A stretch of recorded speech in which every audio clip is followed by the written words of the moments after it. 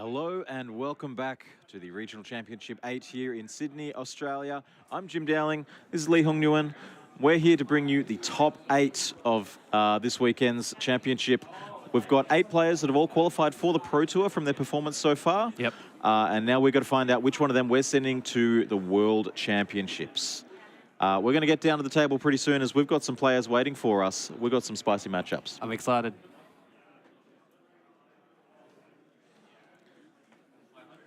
Alrighty, so down at the table we have, on the right side of the screen, Thomas Bott playing Chalice Eldrazi. On the left side of the screen, we have Jinhao Yang playing Dimir Frog. We saw Jinhao on stream yesterday.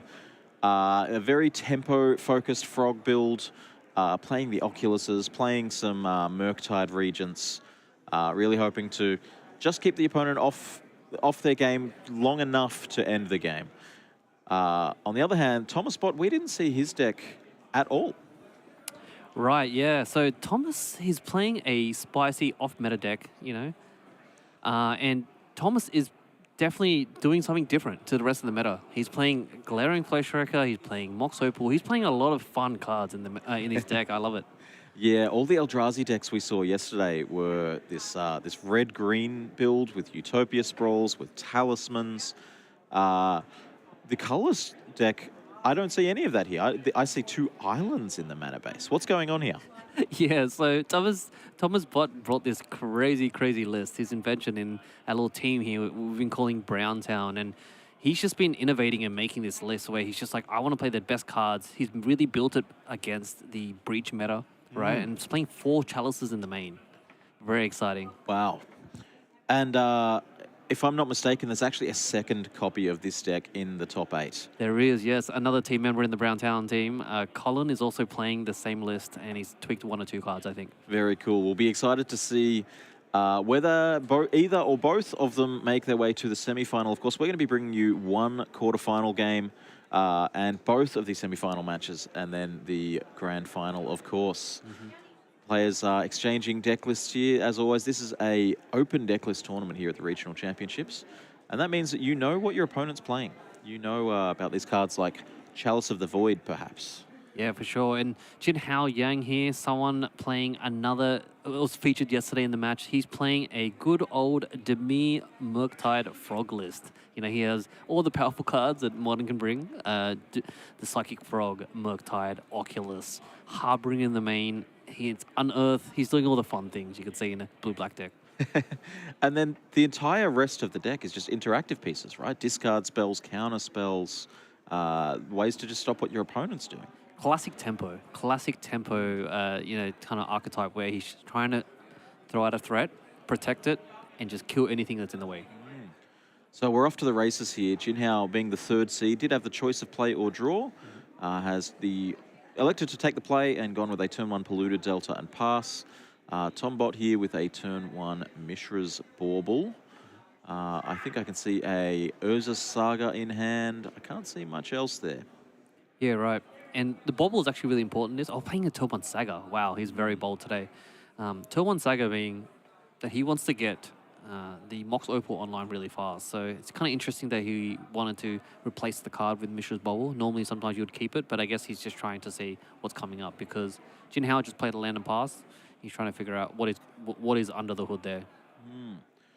So Jinhao pretty happy to spend this first turn doing nothing and not choosing to get an Undercity Sewers here.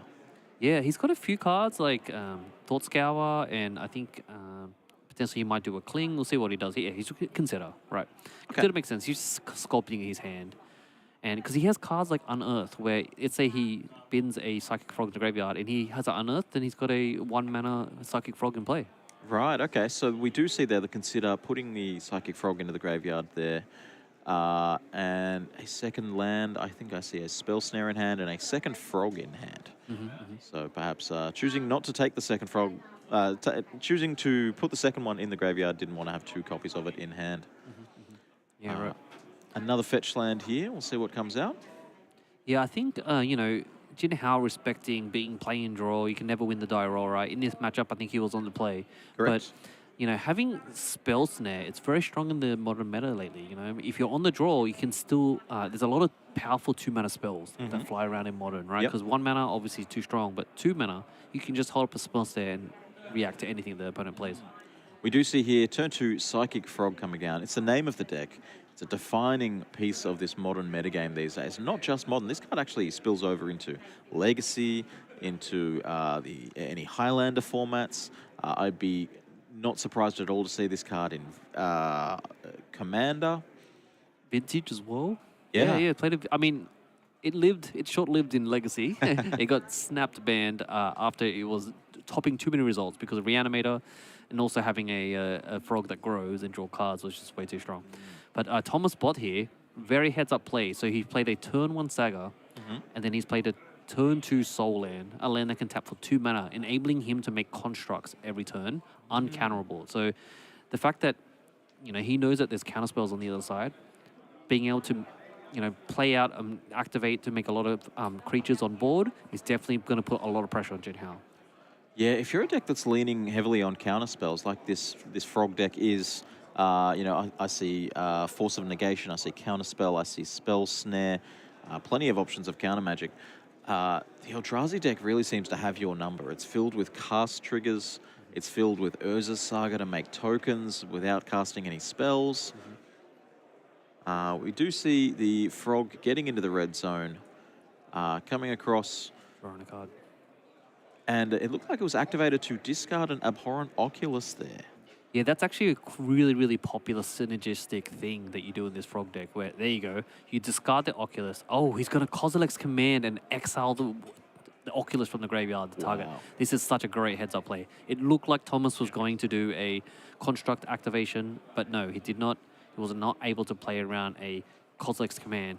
Kozilek's Command is so powerful. One of the most powerful instances in Modern, where you can choose 2 modes, right? I'm assuming here he's choosing exile target X cards from the graveyard. He's going to target the target that Unearth is targeting, which is the Oculus. Because Oculus has a clause. You have to exile 6 cards from your graveyard to cast such a powerful 5/5 flyer. But the thing with Unearth, it just ignores that. It just brings it into play. You get all the value from it. So, really nice heads-up play there from Thomas. And this is all enabled with this this land that's tapping for 2 mana here. That was a 3-cost spell, the Kozilek's Command for 1 there, paying the Colors and choosing X equals 1. And Ugin's Labyrinth, just no problems. Just, this land's going to tap for 2 mana here, as long as you can exile a large colorless card from your hand when you play this land.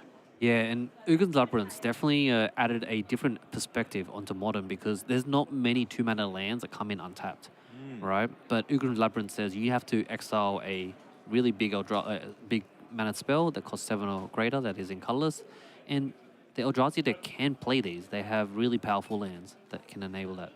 It looks like here Tom has cracked another Mishra's Bauble, seeing the top card of the opponent's library. But that card appears to be written in a different language, and Tom is just asking, what is this card? Makes sense, makes sense.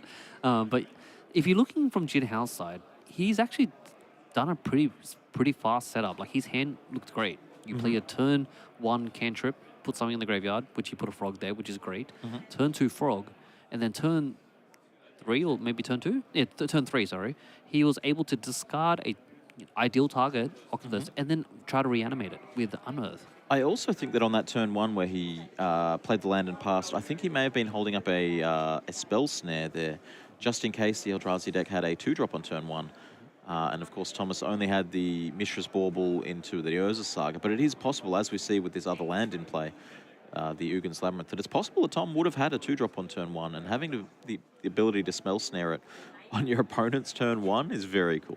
Oh, for sure, for sure. And like, if Thomas was able to go turn 1 Ugin's Labyrinth, exile Emrakul, turn 1 Chalice, then that's extremely strong against Jin Hao. But instead, Thomas is like, I'm going to play around your spell snare because I can see your deck list, and Jin Hao can see my deck list, and they played around it beautifully.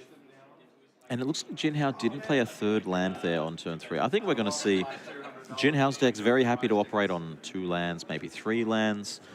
Tom's deck wants to play a land every turn, right? For sure, for sure. You always want to cast your big fatties. You've got 7 costs in your deck. You've got 13 costs in your deck. You cannot just sit there with 1 land. Right, right. And yeah, so Thomas here, probably in the tank, thinking about, What do we do here? It looks like I can see in Tom's hand there's a masterpiece card of some variety. Do you know what that one is at the front of his hand there? Yes. Is that a Chalice of the Void? It's a Chalice of the Void Kaladesh Invention masterpiece there. Yeah, one of those. All right. Saga here is going to chapter 3. He's going to float some mana. He's Yeah, not going to make a construct. So that's really important there. So it seems like he's not on the I'm going to try to attack you back plan. He's opted to try to save the mana and find something. So I think here, another good target is probably Soulguide Lantern. Okay. Because he has that main deck to be able to fetch off the Saga. Because the Oculus deck, apart from Murktide, you know, discounting a Giant Dragon, they use the graveyard a lot. So. Yeah, looking at the options here for this Urza Saga, I'm looking through and I can see Mishra's Bauble, obviously not a very exciting one. Mox Opal, Everflowing Chalice, not so great as well. And then Shadow Spear and Soulguide Lantern as the only sort of flexible options. Those two and the Mishra's Bauble. Yeah, so Shadow Sphere really is good to fetch if you feel like the opponent is not interacting and killing your creatures, right? You would make a construct and then you go and get a Shadow Sphere to give it lifelink and trample. But in this matchup, he's already getting beaten down by a frog, and a frog is very important. So, you know, he chose to use Shadow Sphere over Relic because Shadow Sphere enters the battlefield and exiles something straight away. So, you know, Thomas has obviously demonstrated that here. Doesn't want the Murktide to get too big, and he's just floated mana. So much value off just one artifact. All right, so we do see Eldrazi Temple coming down. There's still 1 mana floating as well from the Urza Saga. Of course, you have the ability to tap that for mana before its third ability resolves and sacrifices itself. And we do see the Chalice of the Void, X equals 1 coming down. And there's that Spell Snare. Very fitting, right? A 1 mana spell countering a spell that counters 1 mana spells. Yep. But yeah, beautiful Chalice there. And, you know, I think Thomas probably knew that Jin Hao had some type of interaction there. Oh, he had a second one. Oh, Ooh, mate. wow. Mate. And it's masterpiece. That's, wow, that was a great play. That's pretty brutal. I think I see a Force of Negation in Jin Hao's hand. So you've got to ask yourself, is this worth 2 cards from my hand? And Jin Hao says no. No, yeah. I think he realizes it's probably more powerful threat. He has a frog in play, right? Yeah, I guess if you just draw Consider, if you draw Fatal Push, they don't do anything, but they can always grow the frog. Correct. But he does have the Soulguide Lantern in play. Yeah, so like, I mean, right now, Thomas did not want to crack the Soulguide Lantern because, like, potentially, if Jin Hao just drew a Murktide right now, it's very hard for Eldrazi to deal with that. That's very true. Very large creature. Tom does have a lot of mana, but it is only 4 mana right now. Right. Yeah, it's kind of interesting that Jin Hao definitely has not hit any extra lands, you know. I think the deck really can operate off 3 mana, 3 lands, but, you know, he's still stuck on 2. Yeah, I mean, maybe this frog will find a third land. Obviously, the other way to dig through the deck being Thought Scour and Consider, but they're now shut off due to this Chalice of the Void. Right, and there you go, heads up play there. He's going to crack the Soulguide Lantern to exile his graveyard, which is what I would have done as well. No possibility for a Murktide to come down. And he did this before we went to the main turn. phase. Yeah, he did this during the combat step. Which is kind of like you can't cast spells there, right? Yeah, right. Now, both players, Tom did know that there was a land on top of Jin Hao's deck. Of course, that's being a Undercity Sewers there. Part of the cycle of Surveil lands that came out in one of the recent sets. They've been super good everywhere that they're legal. And wow, a Khan the Great Creator coming down. Yeah, nice. And then gets counterspelled. But I don't think Khan does anything really impactful this matchup, right? Because Jin Hao is not playing any Mishra's Bubble, but you might as well just play your threats, right? You might as well play something. And, you know, it can give the Psychic Frog a distraction to attack it instead of yourself. Because right now, Thomas technically has a lot of powerful creatures, and he's trying to get them out really fast with his artifacts mana. But right now, he's got nothing in play, right? He doesn't have any Saga tokens, and his Frog is going to get a lot of advantage. Yeah, this frog is coming across every single turn, and every turn it's getting bigger as Jin Hao just commits more and more +1 counters to it. Thomas up to 5 mana on the other side between this Ugin's Labyrinth, Eldrazi Temple, and Island. So we are only a couple of turns away from activating the Devourer of Destiny, sort of the soul removal spell in Thomas's deck. Yeah, I can see the Devourer there, which is 7 mana, 1, 2, 3, 4, 5, 6, 7. So he has enough mana for the Devourer next turn, which is wonderful because it's a cast trigger, which is going to be really hard for Jin Hao to interact with in game 1. He can play another card, why not? You answered the first one, sure, but what about the second one? Which is how Tom got this Chalice of the Void in play as well. Right. Yeah, you can't have all the spells, right? Now, Jin Hao is holding up that force, but he needs to sit here and wonder, like, is this worth counterspelling, right? Let's see if he remembers, like, how many non-creature spells that Thomas has, whether he needs to interact with this. Because, like, I think technically here, he can just hard cast a force negation, right? Now, I keep mentioning it, but this is an open deckless tournament, and that means that Jin Hao knows, even though Thomas Spot is playing this this fringe deck, this deck that no one in the room was expecting, Jin Hao knows what's in Tom's sideboard and knows what Khan can go and get. So he's gonna hard cast a force negation. So it's basically a dissipate for 3 mana.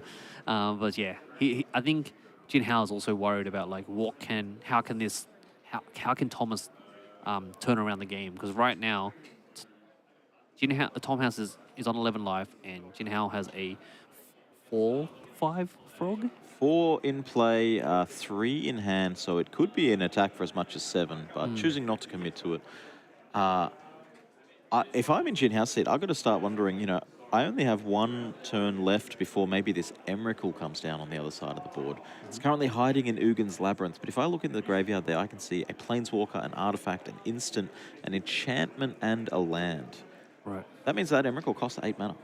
Right. So you have 1, 2, 3, 4, 5. So you have 5, and then you activate Uga's Labyrinth and bring it back. So you have 6. Not so you so need much. 2 more mana. You need another soul land. Yeah, not this next turn, but it could happen, the following turn. I think this next turn might be dedicated to Devourer of Destinies, if there is one available to Thomas. Is there any colored permanents in play, Jim? Yeah, there's this Psychic Frog, which is not just 1 color, it's actually 2 colors. Oh, there you go. It's 1 or more colors, right? All right, he's going to go ahead and discard a few cards here. Is this a Murktide region? I think so, yeah. It is. And I think that is all spells exiled there. Right. Which is really important because let's say he casts his Devourer, exiles the Murktide. He's going to have a 6/6 blocker, but the frog can't fly because there's no cards left in the graveyard. Yeah, this is very close. Very close. Like, obviously, this Murktide is large and you have to remove it. And then this frog's going to be... I think this frog is going to beat a Devourer of Destiny in the 1 turn that it can block it. Yeah, right. Well, the frog is a 5/6. So Jin Hao has lethal. He has lethal on board, and he's putting it back on Thomas to go, you deal with this. You have to figure this out. So we know that he has this Devourer. He's going to cast Trigger. He's probably going to eat the Murktide. Now, if Jin Hao has a counterspell, this is bad news for him because then he just loses. I mean, you don't have any other options, right? Exactly. you just gotta play the big monsters. Tom's got 1 other card in hand. I haven't seen what it is. It looks like Tom just having a think and seeing, is there any reason that I would want to exile the frog instead of the Murktide region? Right. Yeah, it has to think this one. Oh, the other card in hand was the island that was drawn for turn. Gotcha. Right. Yep. Okay. So he's probably hellbent, I assume. Looks like it. No cards in hand. So he's thinking about the targets because this is a really difficult decision. Do you kill the flyer that I can't block, or do you kill the frog that can essentially spiral out of control? Which I think most likely probably the Murktide, right? The frog is close enough to out of control as it is, right? It's got 5 power and Thomas is on 2. True.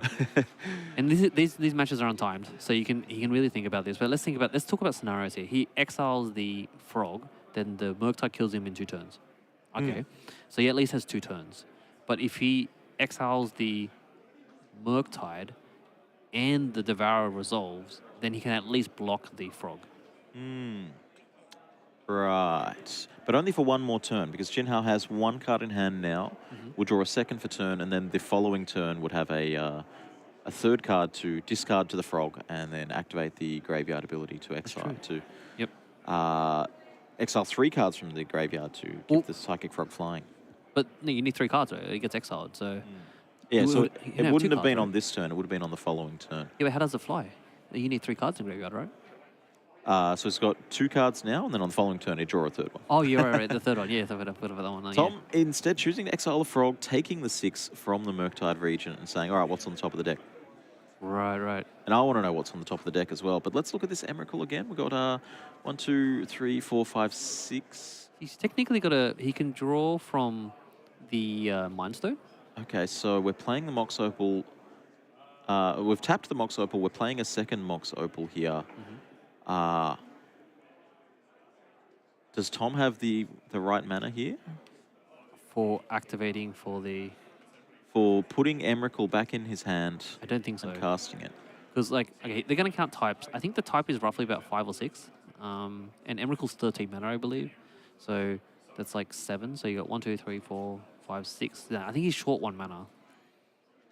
Because thinking about the types, I'm just going to think out loud here. You have Planeswalker, Kindred, Instant, Land, Enchantment, right, from the Saga, and probably Artifact. So that's 6.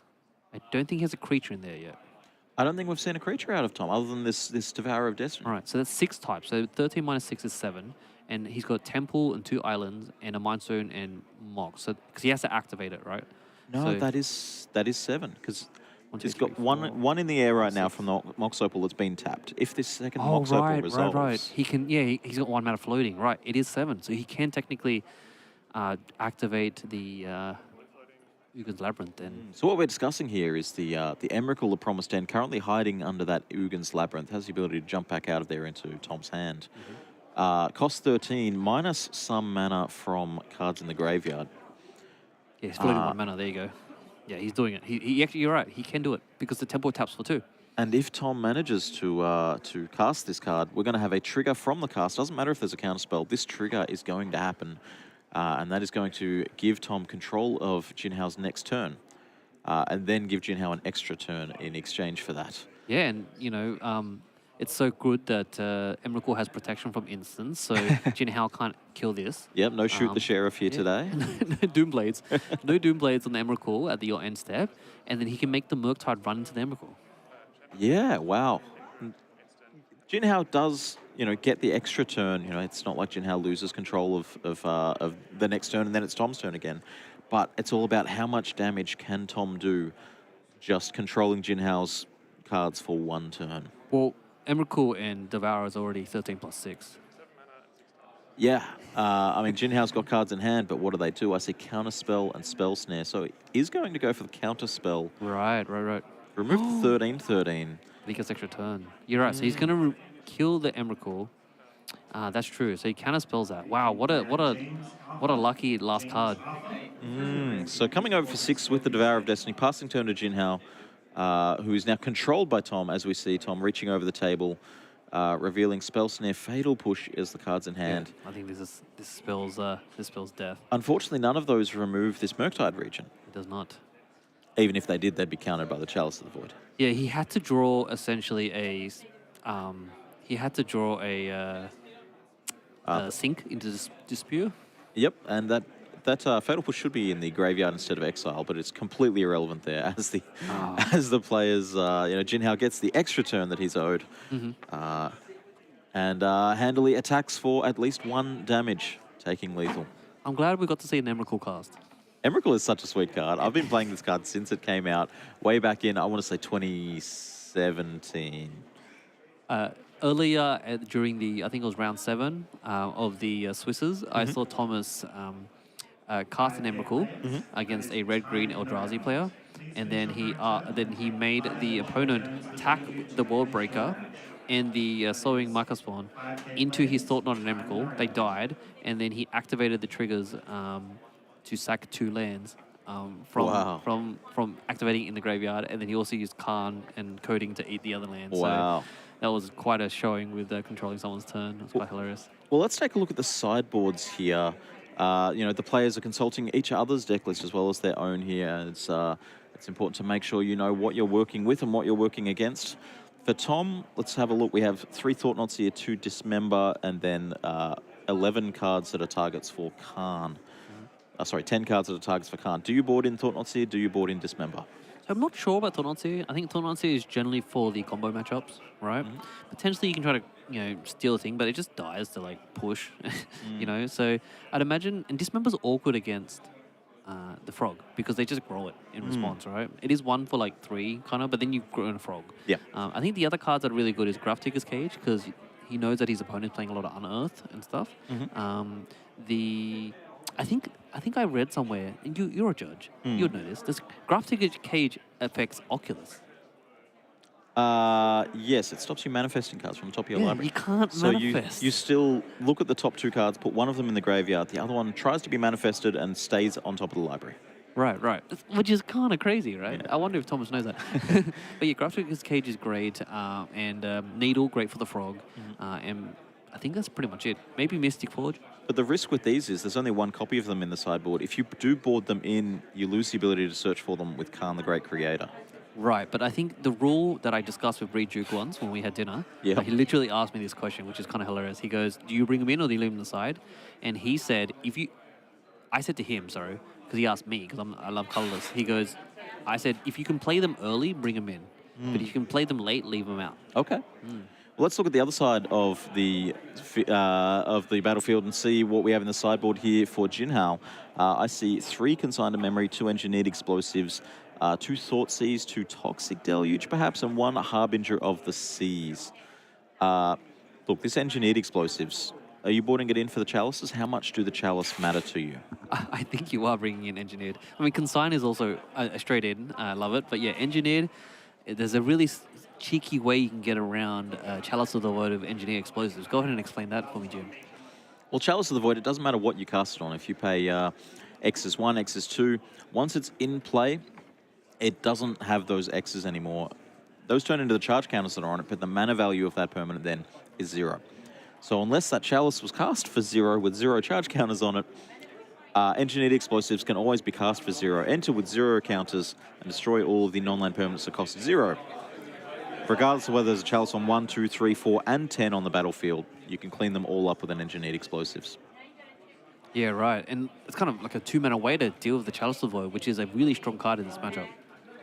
And I'm liking the other things that you have here. Like, he has 1 main deck Harbinger, and then he has another Harbinger on the side. I feel like Harbinger is something that's also important in this matchup. But Consigned to Memory, what do you think about that? Consigned to Memory was the most played card at this weekend's regional championship. There was some 260 copies of it across the field. And it's a sideboard card. I know, right? That is wild. This card is tailor-made to take out Eldrazi. If you look just on that last turn at that Emrakul and the potential way for Tom to have a victory there, if that counterspell in hand was a Consigned to Memory instead, you're then countering the colorless spell and the triggered ability. You're countering that mind control as well as the 13-13. And it doesn't just stop there. The Devour of Destiny on the previous turn, you can once again counter that 6/6 and counter that triggered ability, get rid of that exile effect. Yeah, and the crazy upside to Consign is that the Replicate doesn't talk to the Chalice, right? So yes, your first spell that you cast will be countered by the Chalice of the Void, but if you replicate it a few times, they don't get affected by the Chalice of the Void in play if they're on 1, right? But yeah, Consign reads for Jinhao, counter target spell or ability for your complete deck. Very true, very true. We're here at Regional Championship 8 here at Sydney, Australia, here for the top 8. We're going to be featuring one of these quarterfinals. We're hoping to feature both of these semi-finals. And, of course, the grand finals. We'd figure out who is going to the World Championship 2025 for Australia. James Moore won the last regional championship, first seat on the team.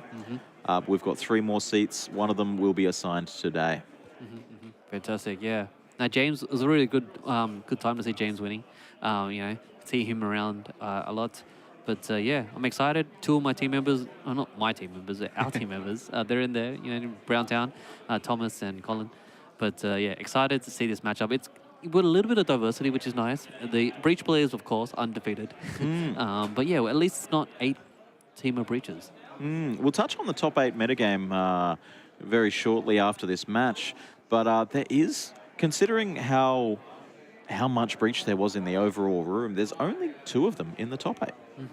So very cool to see. We've got a few different decks And diversity even in those archetypes. We've got 2 very different Frog decks. We've got 2 very different Eldrazi decks. I'm also very hyped for the Hollow One deck. It looks like these players have the same sleeves. And Oh, they no. may have been confused for a second there about whose deck was whose as they present. Blue is the deck sleeve choice, seems. All right, let's see if we can catch some opening 7s as they draw them. Jinhao here, I see Island, I see Spell Snare, I see Frog. For Tom, I see Chalice, I see perhaps a Bauble, a Mox, a Saga, and a Khan. You see Chalice? Oh, there, yes, I do see the Chalice. It's orange. Right. I see a Murktide here as well for Jinhao, and I think I see a black card at the back there, perhaps a Unearth.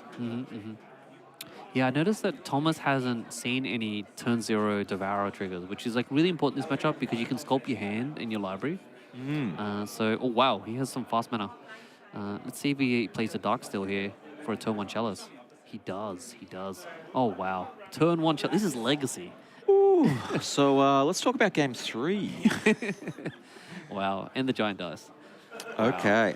So Mox Opal there, of course. Metalcraft, you need 3 artifacts in play before that can tap for mana. Powered out by another 0-cost artifact, Mishra's Bauble, and Darksteel Citadel, an indestructible artifact land. And Jinhao draws the Force of Negation off the top. Oh, that could have countered the Chalice on the first turn, just 1 turn too late there for Jinhao. Yeah, right. So it seems like Thomas has gone to 3 mana now. Turn 2. And he just passes. Yeah, I mean, number 1, you've turned off the 1-mana interaction spell, but number 2, you don't need to cast spells for the next couple of turns. You can start making some Urza Saga constructs the next turn and the turn after, and then be putting pressure on your opponent while also casting these cards like Khan the Great Creator. Yeah, right. Yeah, I think I saw a Khan in Thomas's hand, right? So him being able to ramp a mana so quickly, next turn he has the ability to make some threats or even just play out the Khan, the Great Creator, and then start swinging that advantage bar his way. So I believe that Tom's hand right now is Khan, Devour of Destinies, which must have been drawn on that turn 2 there, and Island. Or maybe he should play Mind Games and not activating the turn 0 trigger. Jinhao there with a end of turn fetch land, surveil land. Surveils, finds an island, puts that one in the graveyard, plays second island from hand. This is a frog? Surely. It's always a frog. It's always a frog. They've always got it. They always have it. I've never met a frog player that doesn't have the frog. Yeah, right. Okay. But yeah, this frog, you know, because I think the thing with Thomas's deck is that he doesn't actually have that many creatures. He can make creatures, but he doesn't have that many creatures in the deck. It's like 10 or 12 or so. But yeah, I'm actually surprised we haven't seen any Flesh Rakers yet. Because Flesh Raker is like the main point of the whole deck. We haven't seen any glaring Flesh Rakers yet. All right, so we see Thomas not casting Khan the Great Creator, instead holding up the mana for this Urza Saga. Because I think what he's thinking here is if he makes a construct, right, Fatal Pushes are offline, right? So he makes a construct, it's going to be a 4/4, and he's like, I'm going to make you try to discard 3 cards. Sure. Wait, four cards, right? The frogs are 1/2, so you need to put 3 counters on to make it a 4/5, yeah. Yeah, sorry. Yeah, 3 counters. Yeah, so he's like, if I make a construct here, and then I'll force you to discard 3 cards, because the Devour will clean it up later, right? Sure. So yeah, I think that's I don't know, let's see if he's doing this play. It looks like he's, not blocking. Interesting. Maybe he has a Kozilek's command? I don't know. I think perhaps the line he's thinking of is make a 4/4, untap, make a 5/5. And Shadow Sphere. You know, your frog's pretty big, but can you beat 2 5/5s?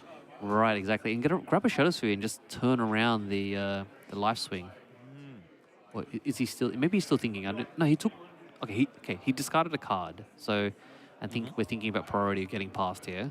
All right, so we've discarded Thoughtseize and Unearth, 2 1-costs. No damage yet. Yep. And these 1-costs no good for the Chalice of the Void. I mean, look at this, right? Jinhao being on the draw, and then he played a Chalice of the Void on turn 1. So like these Unearths, these Thoughtseize, they're all useless. Considering discarding a 3rd card? The Oculus, I think he's thinking of dropping it. You can't unearth it. Yeah, right. What is that card? Thought Scour. Oh, wow, there's a new one, isn't it? Jinhao loves these extended arts, these alternate arts. The deck looks really sweet. as long as you know what you're looking at. Yeah, it's so strange that Thomas is actually his battlefield is all black and white. So, well, let's speak on that because I see an island in play. Why is there an island in this deck? Is it just for your opponent's Path to Exiles or White Orchid Phantoms? Yeah, it has two purposes. So there's Null Drifter. Okay. We have two Null Drifters to be able to draw some cards against the blue decks. And also just beside you. It blows up a lot of things and you get to grab a land out of it. You don't want to get, one of your artifacts or enchantments getting destroyed and you're just losing a completely. Yeah, no value. Yeah. No value, yeah. Okay. Does he say Oculus? So if this is... It's a dragon. It's a dragon, it's a Murktide. Yeah, this is actually rough because flyers are really hard for Thomas to deal with. I wonder if it's big enough to block a construct. Right. I think we have like maybe three instants and sorceries in graveyard. They're searching for a die, but all three of our table dice right this very second are being used. Right. I think some of them may have been stolen for other tables.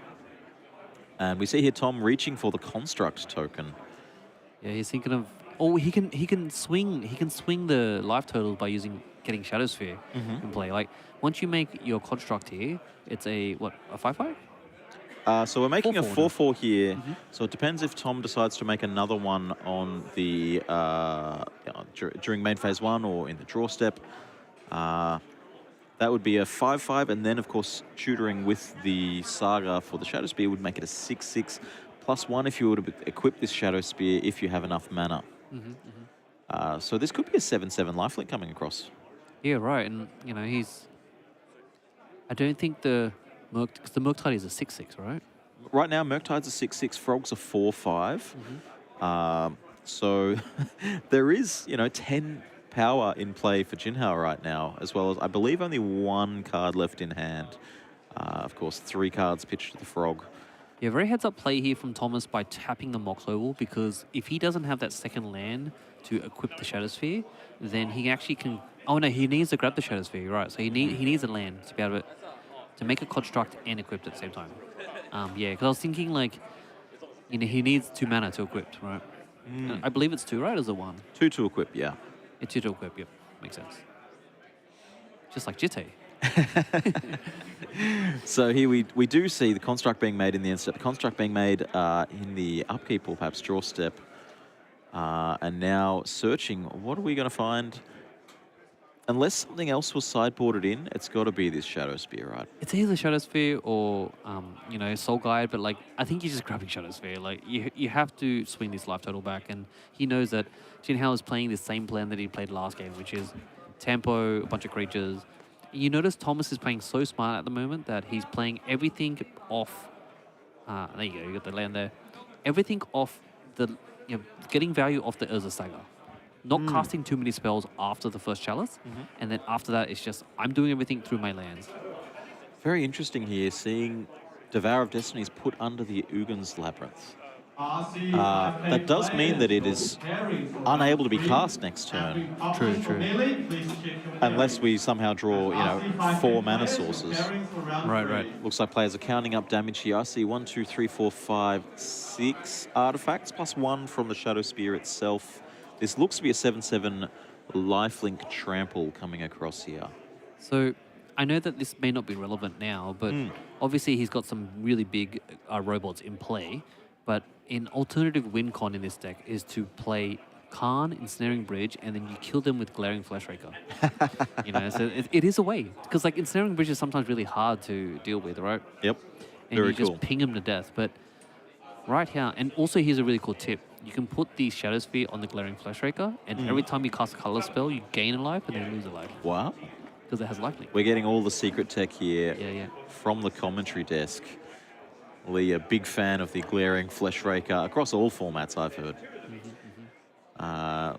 Just waiting on Jinhao to decide whether we're blocking this 7/7 lifelink with Trample. Lifelink Trample.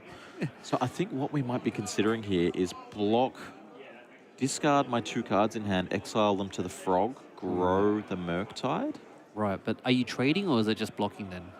Oh, because you can discard 2 instant and sorceries, right? Yeah, so it would depend on what exactly we have access to. Stern Scolding discarded here. We are discarding a Force of Negation, so that's 2. Oh, wow. He can grow the Murktide.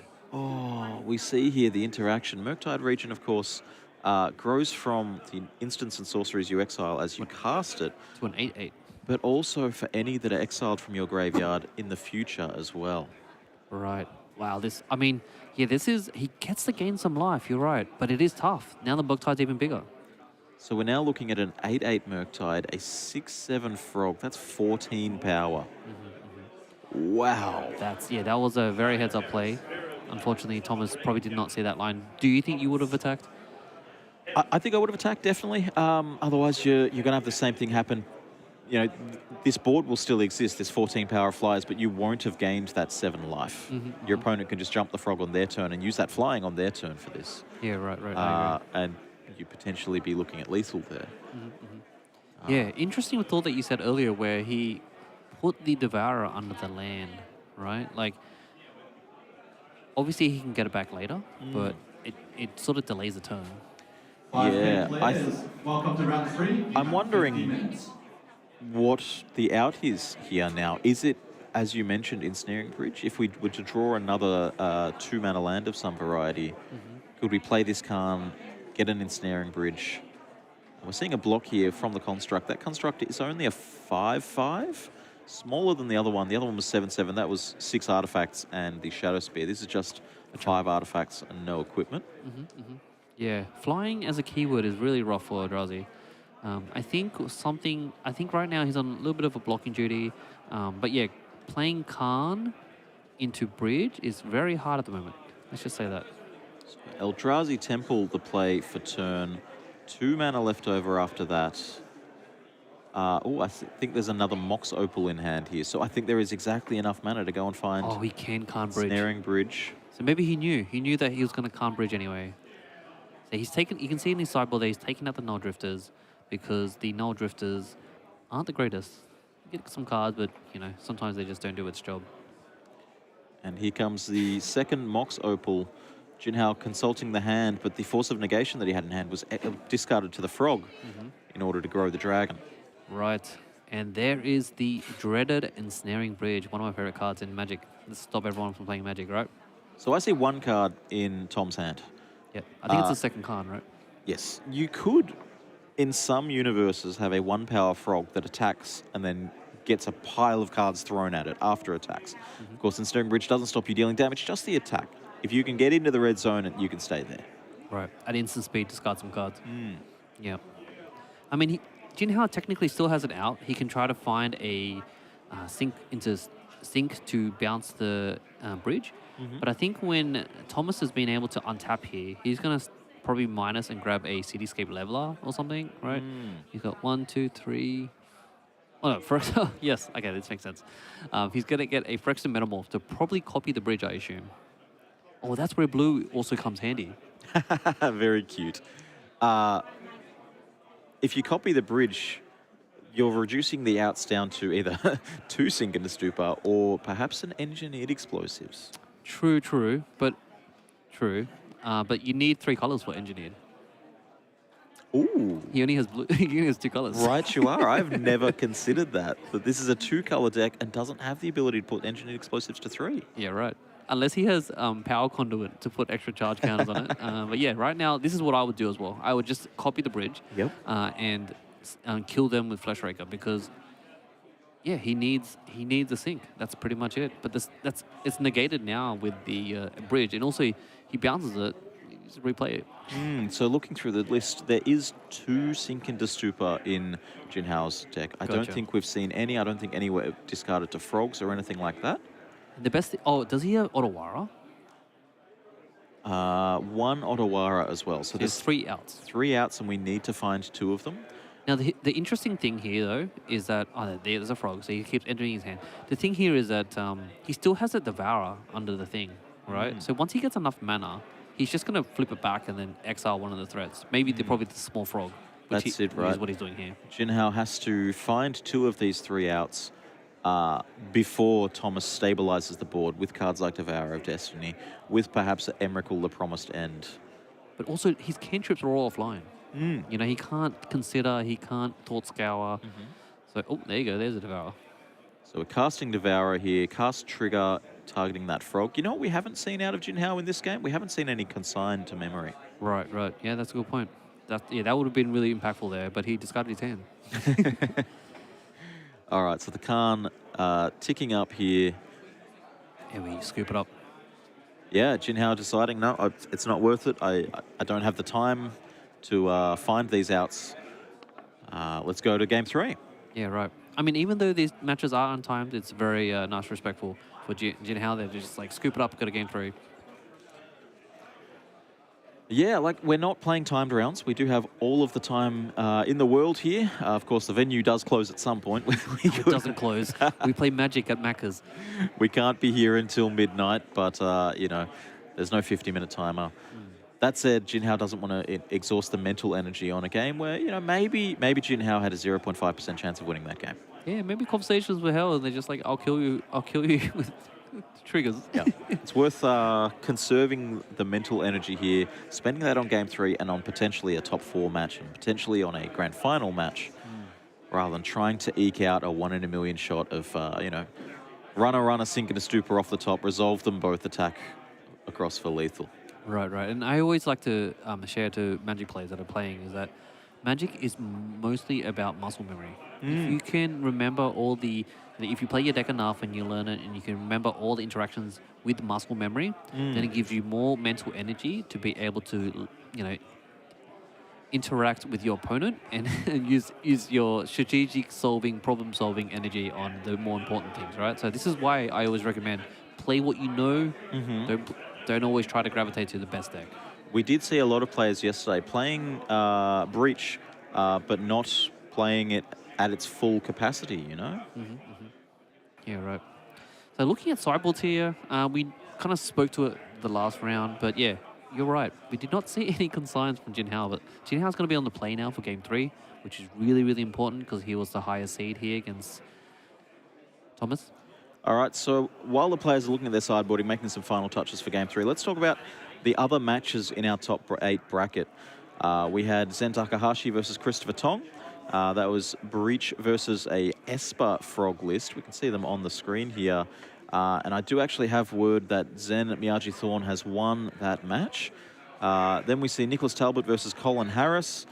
Nick Talbot has won. Oh, no. The other colorless Eldrazi player, Colin Harris, has been knocked out. Nicholas Talbot playing a red-black Hollow One deck. It's too fast. It's just too fast. Table 3, Jin Hao versus Tom. We're seeing that on stream. That's the Demir Frog deck against colorless Eldrazi. No result for that yet. And in the 2 versus 7, we have Sebastian Verncombe versus Henry Sams. That is Breach versus red-green Eldrazi. Eldrazi Ramp, perhaps. And we don't have a result from them yet either. Still going, yep.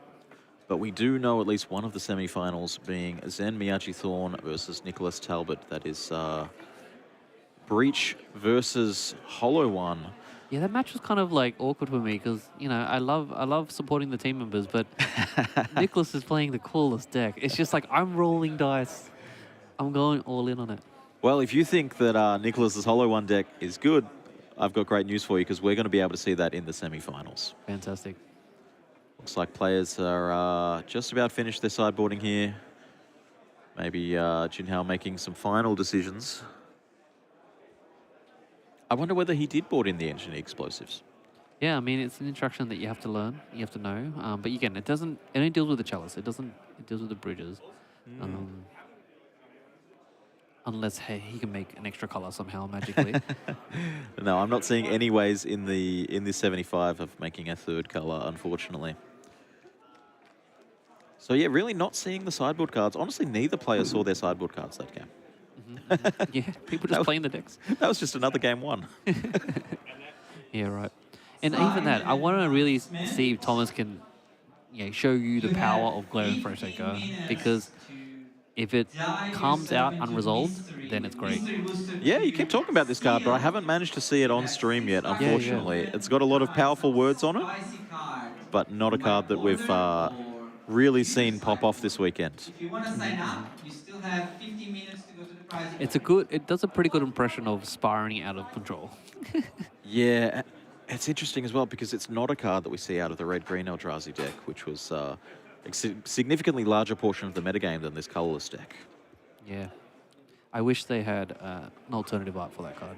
I think they have a full art, maybe. I'm not sure. Yeah, probably. But yeah, come on, give me a secret lair, Flash Raker, please. Wizards, It's only been out a few months. mate. Secret lairs come out when anyone goes to pick up their mail these days. So, do you think it changes the? What are your thoughts about how it changes the dynamic of the game if someone's in the play or draw here? Well, we saw Tom there have a turn 1 Chalice of the Void on the play. That's a lot less scary on the draw when you do have access to cards like Spell Snare. We did see Spell Snare left in. We also saw Stern Scolding left in, which only hits the Glaring Flesh Raker. Yeah, which is an interesting choice. Personally, myself, if I was in the Demir seat, I would not bring in Stern Scolding just for one card, because you already have Fatal Push, you already have counter spells, you already have ways to deal with the Flesh Raker. Why bring in, the Stern Scolding just for one card? But it does open that turn 1 Chalice of the Void play open to being hit with Consign to Memory. Yeah, right. We Consign is so important. We see some 7s here. I think I see 1 land in hand for Jinhao. He is keeping. Oh, wow. Land go. I see Force, I see Dragon, I see a Sink into Stupor, so there is a second land there if needed. It's kind of interesting that Jinhao's not playing Tamio. Yeah, Tamio definitely lends itself to a longer game plan. That was seen in the 8th seed Esper Frog list. Of course, playing Ketramos and even a Wandering Emperor. This deck doesn't want to spend the time with a 1-drop that doesn't provide any board pressure. Right, and Thomas here has played exactly what I was talking about here, the Graph Digger's Cage. Obviously, seeing a lot of frog action, reanimating the frog with Unearth. That was seen in game 1, so he thought, I should try to respect this. I wonder if Thomas actually knows about the interaction with the Oculus, but we'll see that later on.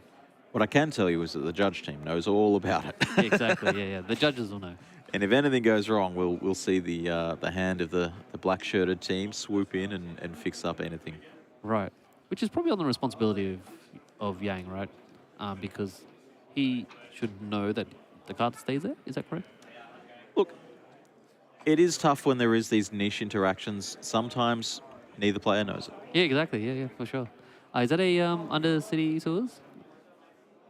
Yep, probably. I will tell you when. No, it's not. It's a watery grave. The watery grave. Oh, there's so many different arts. That's right. Yeah, I haven't seen any original artworks here out of Jinhao's deck. Okay, Thought Scour. Milled over Island, Polluted Delta. Oh wow. You built 2 lands. If there's a second fetch land, this could be a turn 2 Murktide region. It wouldn't be the largest one. It would only be a measly 4/4 flyer with the potential to grow in the future. Yeah, sometimes that does the job, right? Like Right. just a 4/4 flyer, it has evasion. It's basically a big delver. And we do see another Polluted Delta, so this could be a turn 2 Murktide region. Look, there is a clock on this game. Oh wow, he's putting on the pressure, isn't he? Graph Digger's Cage, that's cute. 4/4 flyer. Yeah, I didn't care about a cage.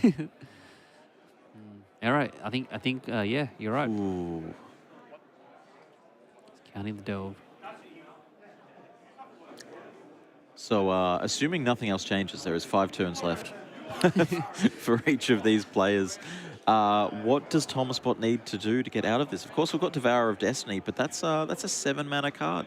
He needs to play a turn 2 Flesh Raker, Okay, like well, he just did. I see one of them. And then the game needs to spiral out of control like now. Okay, so a Mox Opal. So we're gonna start getting some 0/1s here, and we're going to start making some triggers to deal some damage as well. Yep, take one. Yeah, so what happened here is he playing another Mox? No way. Oh, he's just floating mana. There is exactly 3 artifacts in play here with the Mox Opal, the Graph like Digger's another Cage, Mox. and the Darksteel Citadel. So these Moxes are kind of like rituals. You play a Mox, and then you just get another mana. So he's already on 4 mana. He's played 1, 2, 3, 4, 5, 6. He's got 7 mana on turn 2. Yeah. This is a Khan. There's 4 mana. Khan the Great Creator. So he's played 4 spells. 4 spells this turn. He's Storming, and he makes another Eldrazi spawn. This shows the power of this deck. Wow. Yeah, okay. He's going to force this. Force negation, exiling Sink into Stupor. All right, the train stops there, Tom. You've had your fun. You don't get to go and get a 0 cost from the from the sideboard and cast that one as well. So I see another Mox Opal. So he had another Mox Opal in his hand to keep going. Now, I don't see a Devourer of Destiny, but I do see an Emrakul, the Promised End, in hand. We're quite a while off that, especially with the Khan in exile rather than in the graveyard. Right. 4 mana in play for Eldrazi right now, plus the Eldrazi spawn, so 5, one card type in the graveyard. 5 minutes left to sign up for Mr. Booster. So This quite is a your while off last that. call. And even if we were close, there's a Very thought limited seize. spots are Correct. available. But, you know, Eldrazi plays pretty well off the top.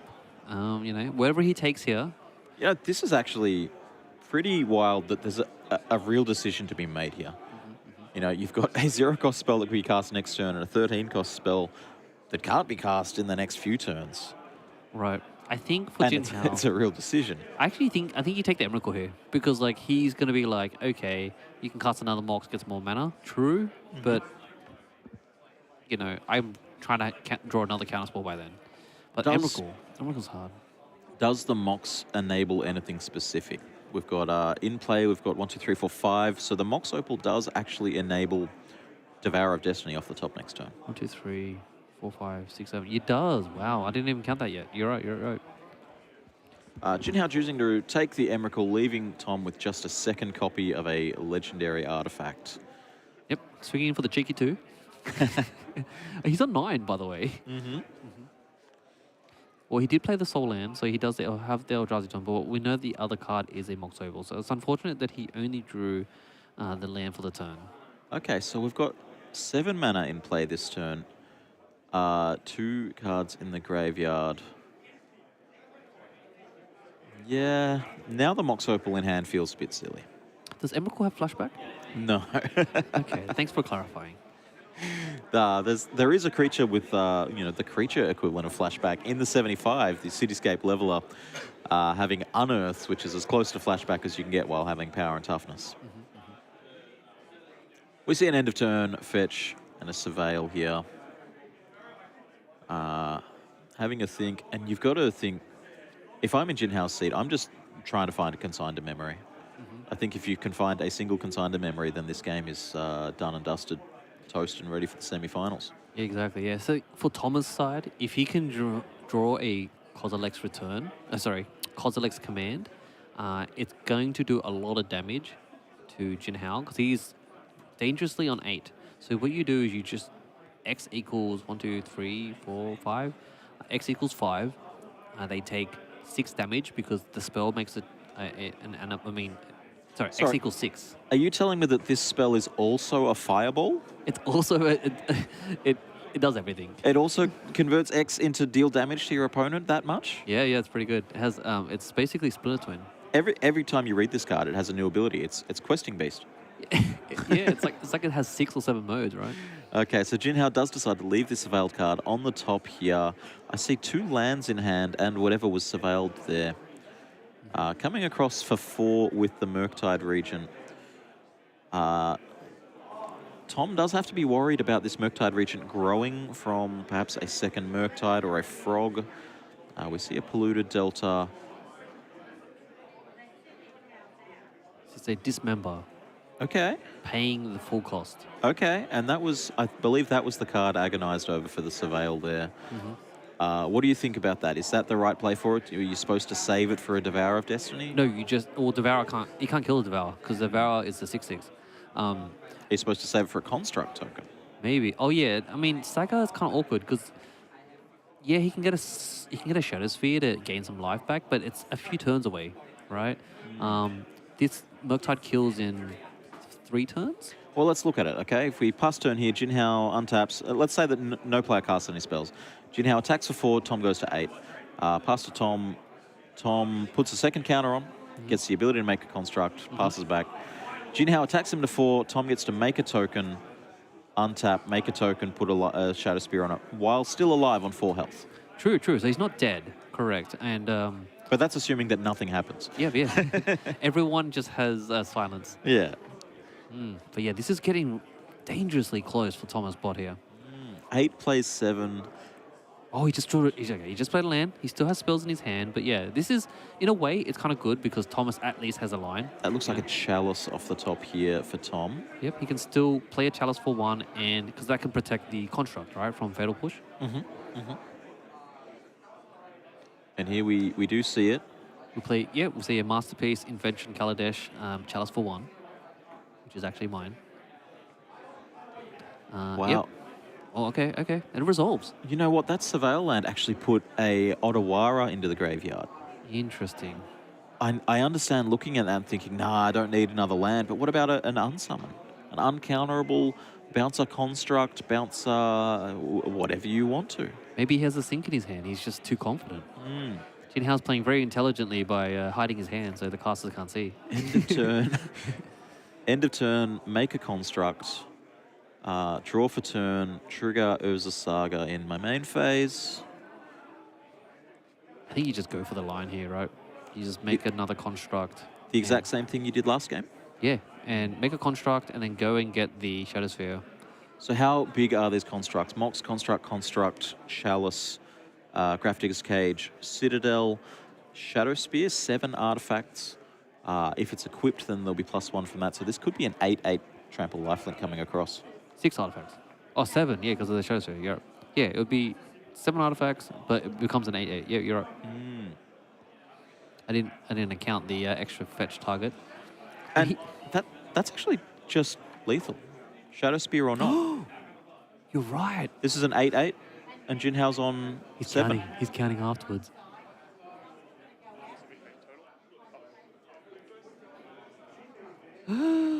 Double checking the math, making sure we're not counting that Eldrazi spawn, and that's Thomas wins. Thomas wins. Wow, what a back and forth. What a game. That was so clutch. Turn 2, Murktide region.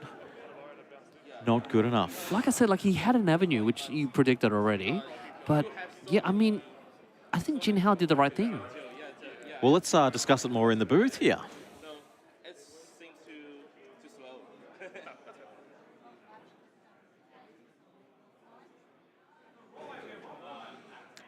What a crazy finish. What a What a back and forth. What not a just game. Not just the game, that whole match. Yes. It was this player had advantage, this player had advantage. It kept on. I don't know who was favored at any point from the time the opening hands were drawn. The only time I knew who was winning was when that final attack was made. Right, exactly. And like we knew the Lions were coming up, but you know, we didn't know some of the mysterious hands. We don't know what's going on. There was no Chalice in play. Wow, this is what Magic's all about. And it's really easy for us to sit there and say, all right, well, I've got all the information. This is the objectively best line. Yep. The players have less information than we do. You know, the players know what they've got. They don't know what the opponent's got. And we get to craft, all right, he has to do this to play around this because we know that Tom has this or we know that Jin Hao has this. But the players don't have that. And they get to go through everything in their heads. Perhaps we should look at the rest of our top 8 bracket and see if we've got any more results in here. Of course, we know that Zen Miaja Thorne defeating Chris Tong, Nick Talbot defeating Colin Harris, and we do have the results from the bottom of the bracket now. Thomas Bott over Jin Hao Yang, Sebastian Verncombe over Henry Sams. So let's look at our matchups. Zen is on Breach. Nicholas is on Hollow One. Thomas is on this colourless Eldrazi list. Yep. And Sebastian is also on Breach. Right, and I'm actually really excited to see Zen versus Nicholas here because Zen's like, I'm a combo deck that wants to make a combo, put stuff in my graveyard, and you know, put all the puzzle pieces together. Nicholas is like, everyone's discarding cards. I'm doing chaos everywhere. Well, we're actually going to be featuring both of these semi-finals, as far as I'm aware, as well as the grand final, once we see the results from those semis. That's going to do us for the quarterfinals, though. We're going to take a swift break. We're going to get our players ready for the semi-finals. Thanks for joining us, and we'll be back shortly. Talk to you soon.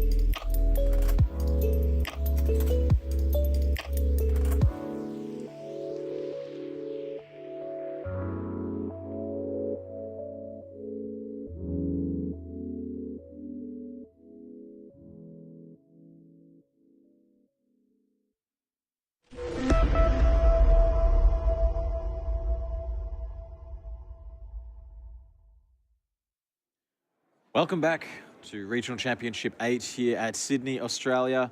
My name's Jim Dowling. I'm joined by Lee Hong Nguyen. We are here for the top 4 of this weekend's Regional Championship. We started with 155 players. We've got 4 of them left. We're going to figure out who we're sending to the World Championships. Let's head down to the table.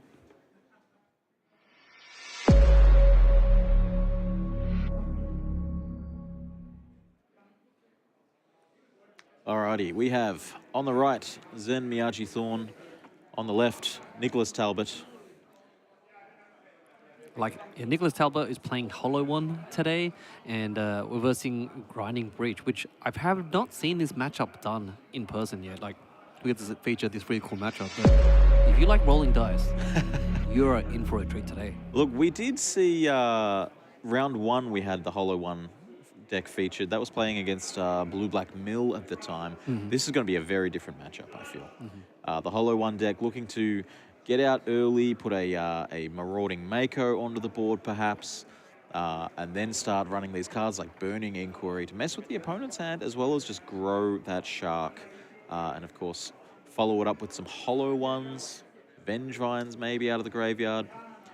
But Zen is on the play here. First seed, undefeated with Grinding Breach this weekend. Going with Mishra's Bauble, Mox Opal, Tamiyo, no land. No land keep? Zen. Oh, this is juicy. Right. Now, it's kind of interesting with Mishra's Bauble because it kind of makes your deck like a 56 card deck, right? Yep. They just replace themselves. And not many people playing Chalice in the meta at the moment, but Zen keeping a no-lander, he is feeling very adventurous today, folks. Yeah, I mean, it's possible that Zen's got a second Mox Opal to back this first one up. But, I mean, I really don't know what to say. You could crack these baubles and try to find a land off that, but you really don't want to do that until this Mox Opal's back online.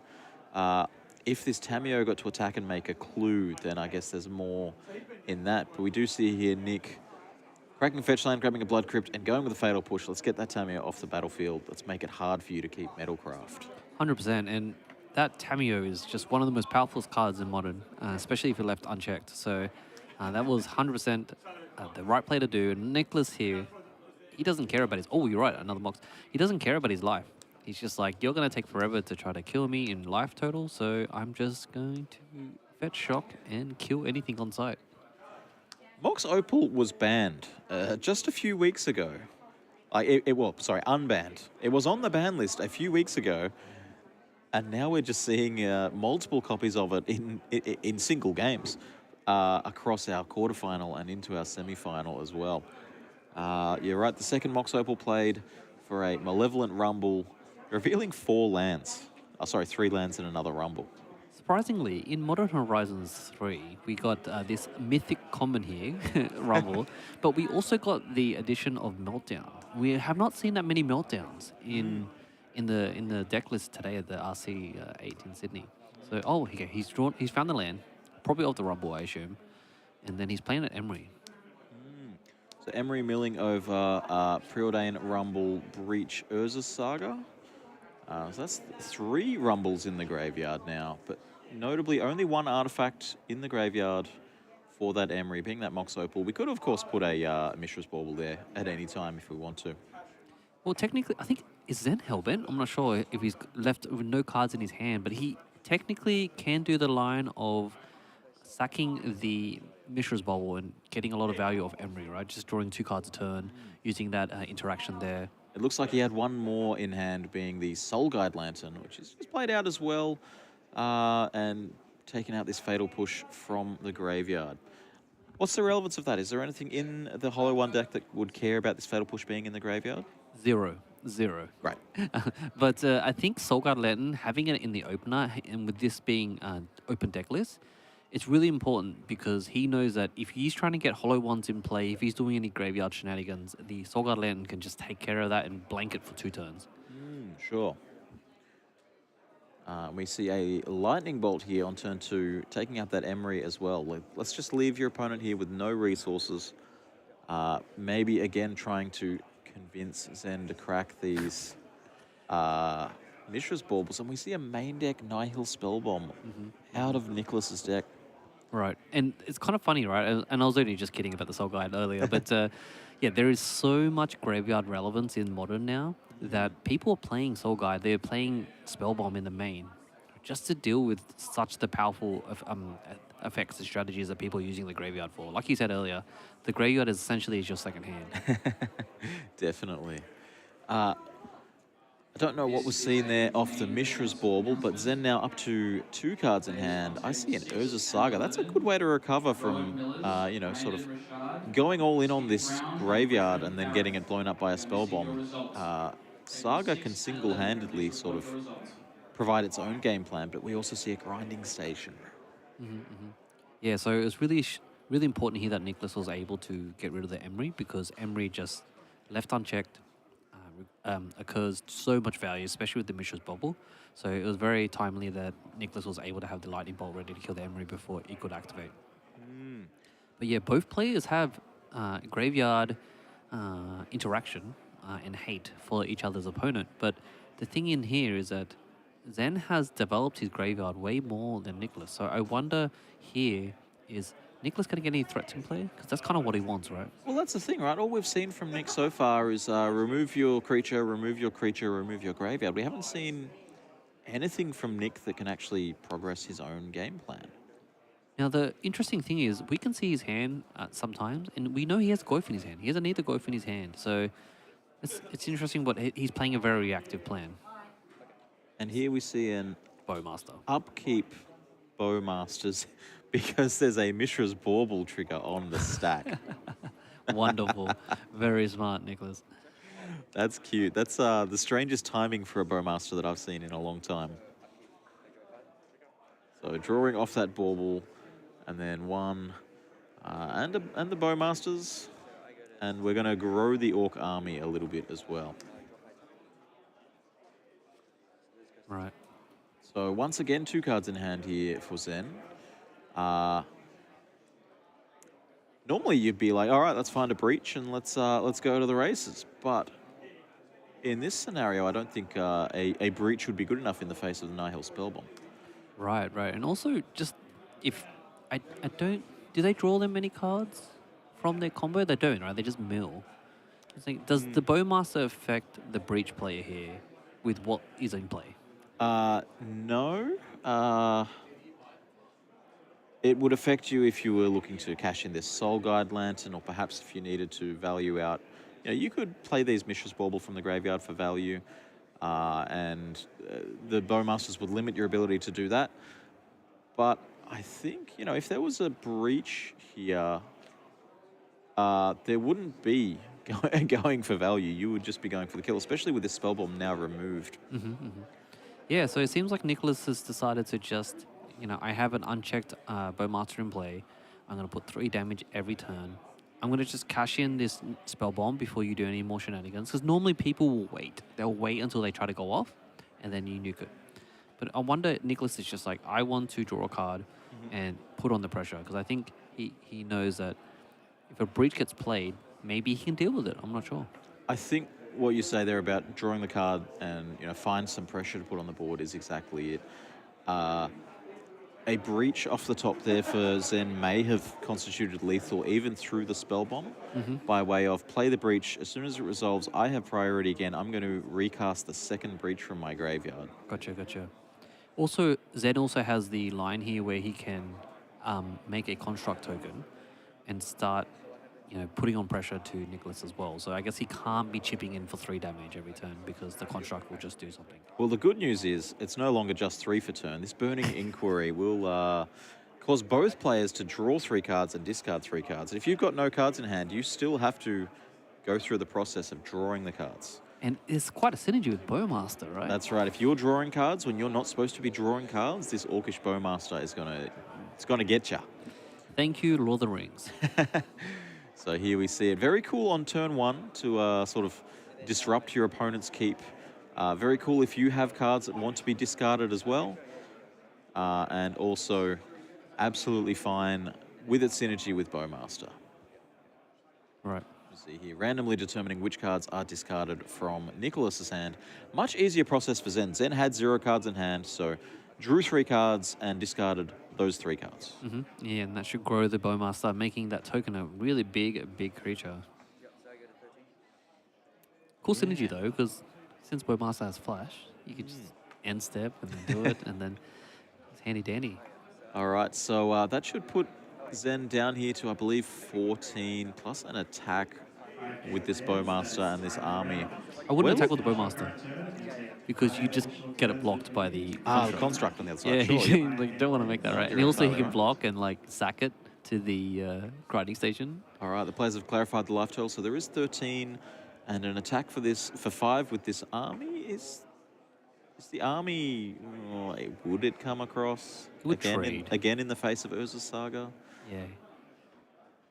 I mean, the cool thing is that grinding station can do a lot of like interesting things. All right, you can make a construct, you can sack it, and then get some value off that, or you could just like not sack it and trade with the thing. It has so many different lines and angles that it gives you. So that's why the deck is so powerful.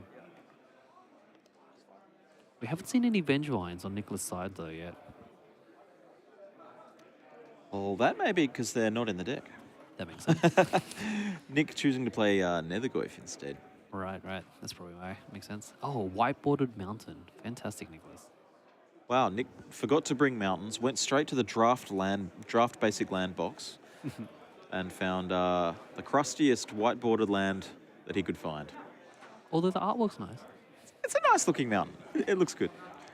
And being white-bordered, it's easy to find in your deck if you're specifically trying to search out your mountain. All right, I think here we're seeing a Goblin Law. You draw 4 cards, right? And discard 3. So yeah, 2 mana, draw 4 cards. That seems pretty fun. But it's going to trigger it doesn't trigger the Bowmaster. It just triggers randomness of being able to like put more things in the graveyard. That's right. So the Burning Inquiry does affect both players. Goblin Law, just yourself.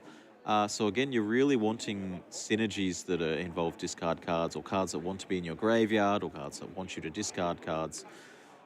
We haven't seen much of that yet. We haven't seen any Hollow One. We don't have a Mako in play. Those cards are streaming off the playmat and off our field of view, but we'll see what we can find out about what was discarded there.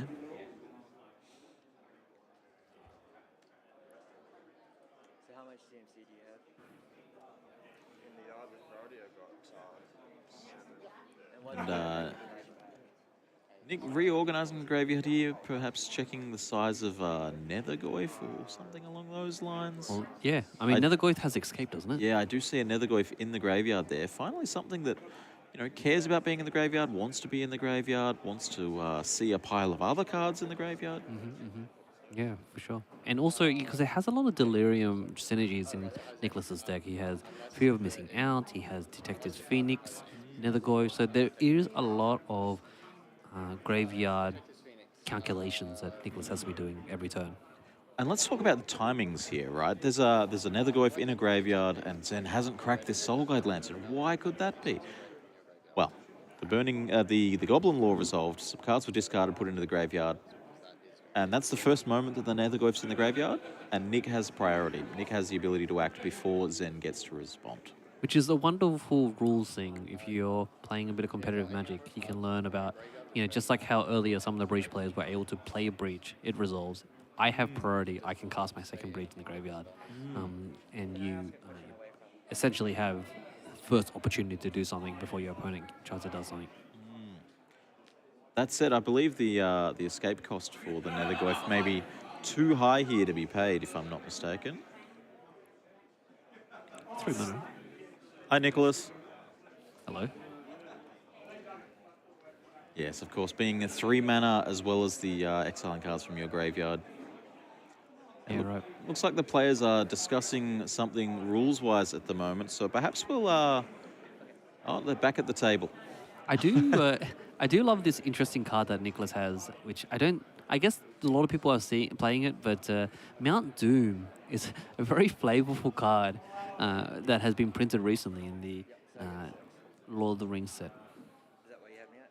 Yeah, so we see the fiddling in the graveyard there wasn't for the Nethergoyf, it was for the Detective's Phoenix to Gotcha.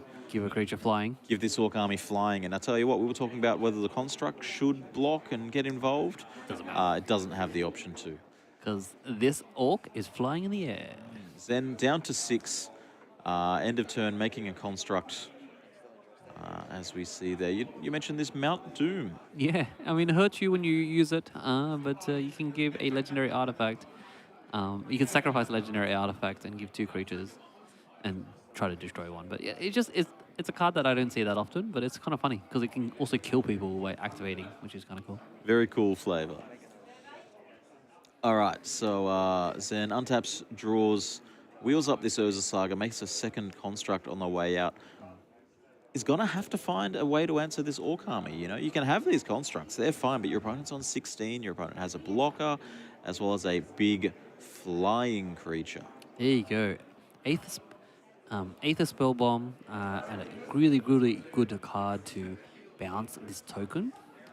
Although it will give the Phoenix Spell the ability to fly, but it's just really nice. It cantrips, it bounces a creature, which is exactly what the Breach players want. Well, I believe it only cantrips or bounces a creature. It doesn't have the ability to do both. Yeah, right, sorry. Yeah, the players here investigating, looking at the graveyard because Nicholas has pretty good synergy in his deck to use both hand and graveyard cards. And Zen does have the Soul Guide Lantern still sitting in play. It was put there on turn 2, I believe.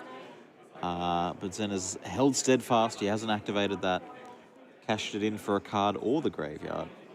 Construct coming across, I count 7. 2 constructs, 2 moxes, and 3 other artifacts. 7, right? Yeah, 7. Well, that construct grew really fast, didn't it? They Especially do. from a no-land hand. And we see the second Emery of the game. Milling over 4 cards. What do we have? Urza Saga, Lands. Scalding Tarn, Breeding Pool, Wooded Foothills. That's a lot of lands.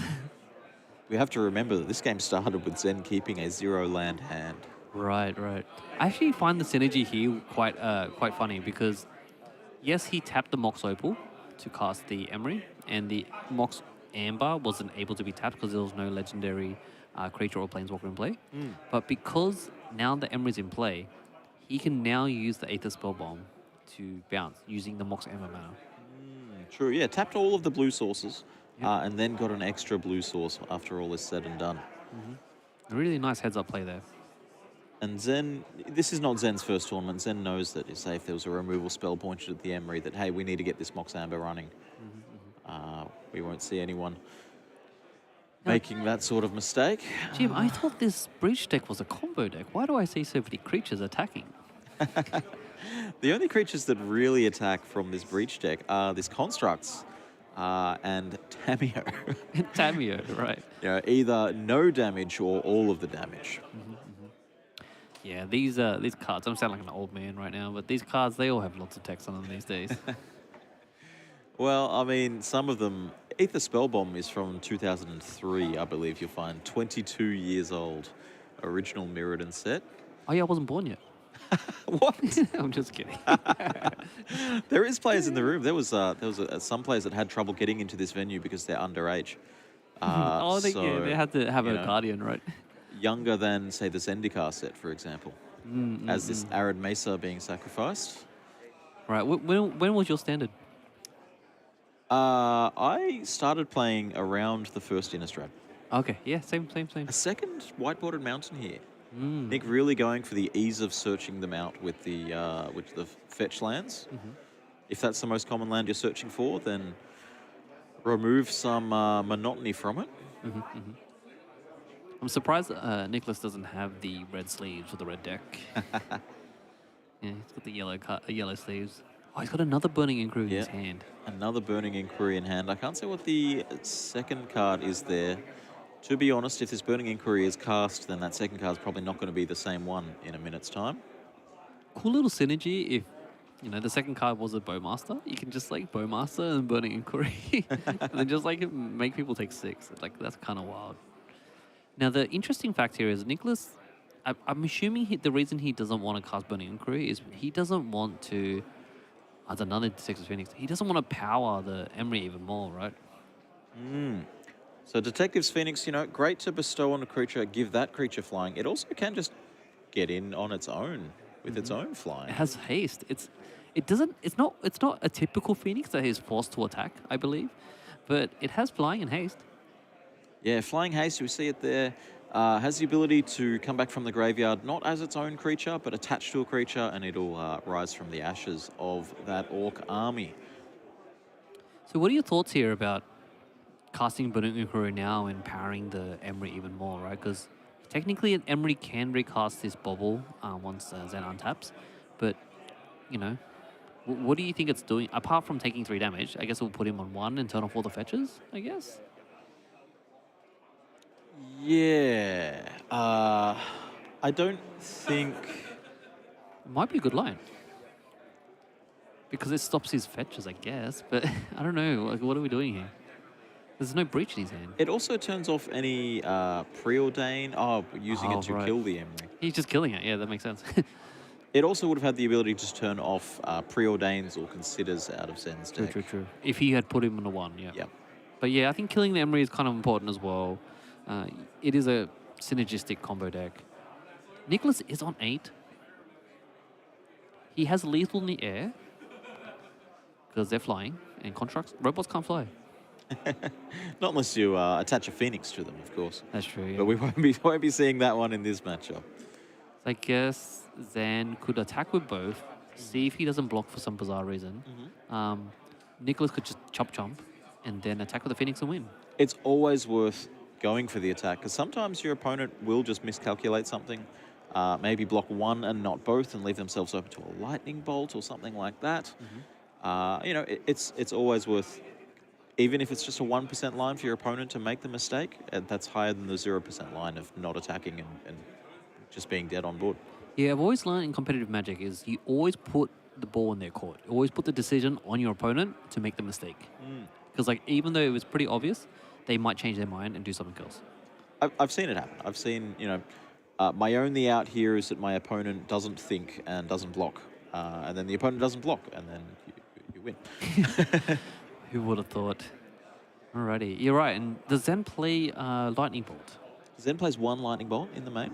Oh, just to flashback with Breach for 3 times, right? Yeah, alternate win condition. You know, you don't have to mill out your entire library and cast a Thassa's Oracle. You can, of course, just resolve a few lightning bolts. We do see it in the graveyard there, though, I believe.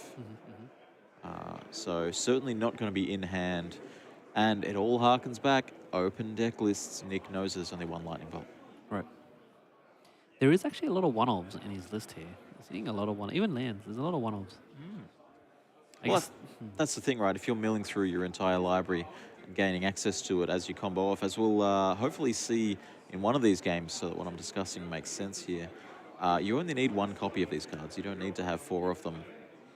also, it makes it really easier to think through the possibility of what card's going to appear. If it's just a one-off and it's already in the graveyard, you know it will never come back. So it kind of makes the calculations of like, oh, I need this card to win. You know, this would be a really good slow roll if Zen is thinking here, finding the lines, and then just has an Underworld Breach in hand. Right. Can we see that? Can we do that? So you're right. So here you can see that Zen has attacked with 2, and Nicholas just realized, I don't need to block the other one. Maybe he values the Bowmaster, right? So this token's going to die. He's going to go to 2. If he has the Breach in hand, then he kind of just wins though, right? If he has Breach, he plays the Breach and plays the Lightning Bolt, and that's all she wrote. Right. Not to mention the combo lines. Crack. Draw a card. You take 1 from the Bowmaster. Well, he draws first, but yeah. Okay. Does Nicholas realize? Yes, he does. Fantastic. Take 1. Do you think it would have been... Okay, he scoops it up. I was wondering if it was right to double block. Sure. I think it was with the knowledge of deck lists and the fact that there was only 1 lightning bolt there. I think that it would be sort of over-optimizing. You know, you're playing around lines that just don't exist. If there was an Underworld Breach, you were dead regardless. Yeah, true. Yeah. Alrighty. Well, let's that look at sideboards here.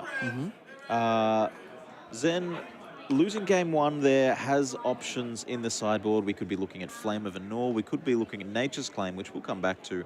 Beseiju, could be Pithing Needle, perhaps Vampire's Vengeance, Spell Pierce, Unholy Heat. Quite a few options there. Yeah, Unholy Heat, I can see him being a premium removal card in this matchup, right? Because I'm not sure if the Hollow One player is going to go really hard on trying to mull down to the Graveyard Hate, because he already has a bunch of creatures to put on threats, right? Looking from the Hollow One sideboard, I see 4 Leyline of the Void, 3 Thoughtseize, a Blood Moon, and perhaps a Surgical Extraction. I mentioned the Nature's Claims in Zen's sideboard. They're not so good game one. They can hit a they can hit a Hollow One and not much else. But knowing that there's 4 Leyline of the Void in this sideboard, because as you see it on the table there, that is Nicholas's deck list in front of Zen. Yeah, he's definitely looking at those sideboard options that are definitely going to skew the matchup a lot. Because, yes, he can destroy a Leyline of the Void with the Nature's Claim, but if a Leyline's in play, it is very hard for the Breach player to win. Yeah, I mean, there has been players that I've seen at this very tournament who have just grinding station over a few turns, sacrifice some clues, sacrifice these extra artifacts. We even had one on camera that played a Thassa's Oracle with 5 cards in library. Not with 0, but with 5. The hard way. Using the Blue Devotion, sort of the mechanic as the card was intended rather than removing your entire library. Right, right. Do you think Blood Moon is something that's going to be floating around in this matchup for Nicholas? It's tough because on one hand, Blood Moon is really good. You know, you're against a 3-color deck, narrowing them down to 1 color, taking them off Nature's Claim. That's great. On the other hand, your opponent has 4 Mox Opals and 4 Mox Ambers, and enough other artifacts to turn those cards on and have access to great mana without their mana base. Yeah. I guess potentially, like, in the matchups where, you know, you're versing Tron or something, you're versing something with, like, very greedy mana base and strong lands, where a Blood Moon is very effective. I think that makes more sense, I guess, in those matchups, and where you can just put in threats quickly, block them out with the Blood Moon turn 3, and then you just finish them off and they can't do anything, right? But in this matchup, yeah, they even have... Spell Pierce, right? You know, the Breach player has lots of options, from counter spells to removal to actual creature removal. There's lots of options here. All that being said, though, if there was a Blood Moon in play in that game, Zen would have had 0% chance instead of a narrow chance. The Construct tokens were the only thing that kept Zen in that game, and Blood Moon makes Urza Saga not a factor in the game at all. Yeah, right, because... with the interaction, you know the rules pretty well. Interaction with the Urza Saga and Blood Moon. Yeah, if it has any lore counters on it, and there's a Blood Moon in play, the rules say that Saga has no abilities, which means it's resolved its final ability, and that means that we're putting it in the graveyard.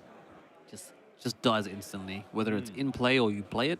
Done that mistake once. I just did not realize the Blood Moon was there, played it, and then it goes to the graveyard. Yep. Just fueling that delirium. So we're here at Regional Championship 8. This is the first of our 2 semi-finals. We're going to be featuring both of those, this one, and then we've got Waiting in the Woods. We've got Thomas Bott on Chalice Eldrazi and Sebastian Verncombe on Breach. So they'll be queued up to play as soon as these players finish their semi-final. No, it's cool that the players get a little bit of a break. A little bit of a... Oh, yeah, they get to have lunch. They get to compose their thoughts. Perhaps... you know, check out what information they have about their opponent's deck list and see if there's anything that they need to study for the matchup. Yeah, and just sideboard in more consigns. For game 2, sure. Not for game 1. No, just buy more consigns of the vendors. All right, players presenting here for game 2. We're about to see some 7-card hands. Yeah, nice. It's really great to see, you know, some modern coverage, you know. Love seeing a format that I you know, love and dearly.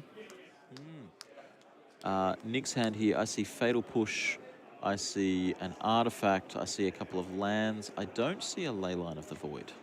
Yeah, don't see any big black rectangles. Zen's hand, I see a Urza Saga, I see some lands, I see a blue card at the back there, perhaps a Tameo, I'll be honest, I want to see little sharks. and a Flame of Anua. What is that shark? Marauding Mako. Yeah. I want to see this shark. I've heard about it, and it makes sense that it comes straight in the deck, but I just haven't seen any sharks yet. It's a new card, right? Brand new card, fresh out of Aether Drift. A Shark Pirate. What a creature line. As we see here, Zen keeping a 7 and Nicholas throwing it back for a 6. I love a lot of the flavor and the flavor text and the silly designs in the new set. I won't quite say that they've jumped the shark, but they've certainly raced it around the track a couple of times. Yeah, right. And the hilarious part is, like, there's obviously another version of this card that had existed, but this one has cycling as well. Yeah, Flameblade Adept being the original. Nick looking at a 6 here. I do think that is a Leyline of the Void in the center there, if I'm not mistaken. Perhaps 2 Faithless Lootings, a Fatal Push, 1 land. I think that's a hollow one at the back there. Right. Are you... Oh, we haven't actually seen any hollow ones, even though it's the name of the deck. Are you happy that Faithless Looting got unbanned?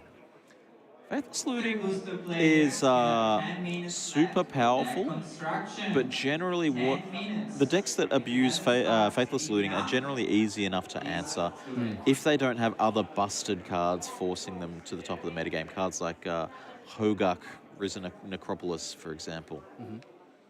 Yeah, Hogak did nothing wrong. So Zen here, just playing a turn 1 Steam Vents into Tameo, which is a very powerful play. He's going to get some value of getting some clues and attacking with his Tameo, which will probably never get blocked, I'll be honest. About the best turn 1 you can hope for without a Mox backing it up. That must not have been a Leyline of the Void in Nicholas's opener here, as we don't see it in play currently. And I think we're getting some similar lines that we saw earlier, which is Fetch Shock, Bolt the Bird. It does have flying. I guess you could call it a bird. No, but, you know, I'm just harping back to Australian slang, right? That's it. Always bolt the bird. Always bolt the bird. And Oh, no, it's a push. We're pushing. Going to push the wizard. How does that work, though? She's flying. I don't know. I've never tried to push an object that was flying and see whether it... I guess you can push it really hard. Alrighty. Turn 2, Urza Saga. Some would say that's the best turn you could play an Urza Saga. That is very good. You know, if you play it turn 1, it's hard to activate that second ability on the second turn. If you play it on turn 2, it's very easy to activate that second ability on the third turn. Yeah, right. White-bordered mountain and a Faithless Looting here out Very of nice. Nick. Yeah, Faithless Looting's good.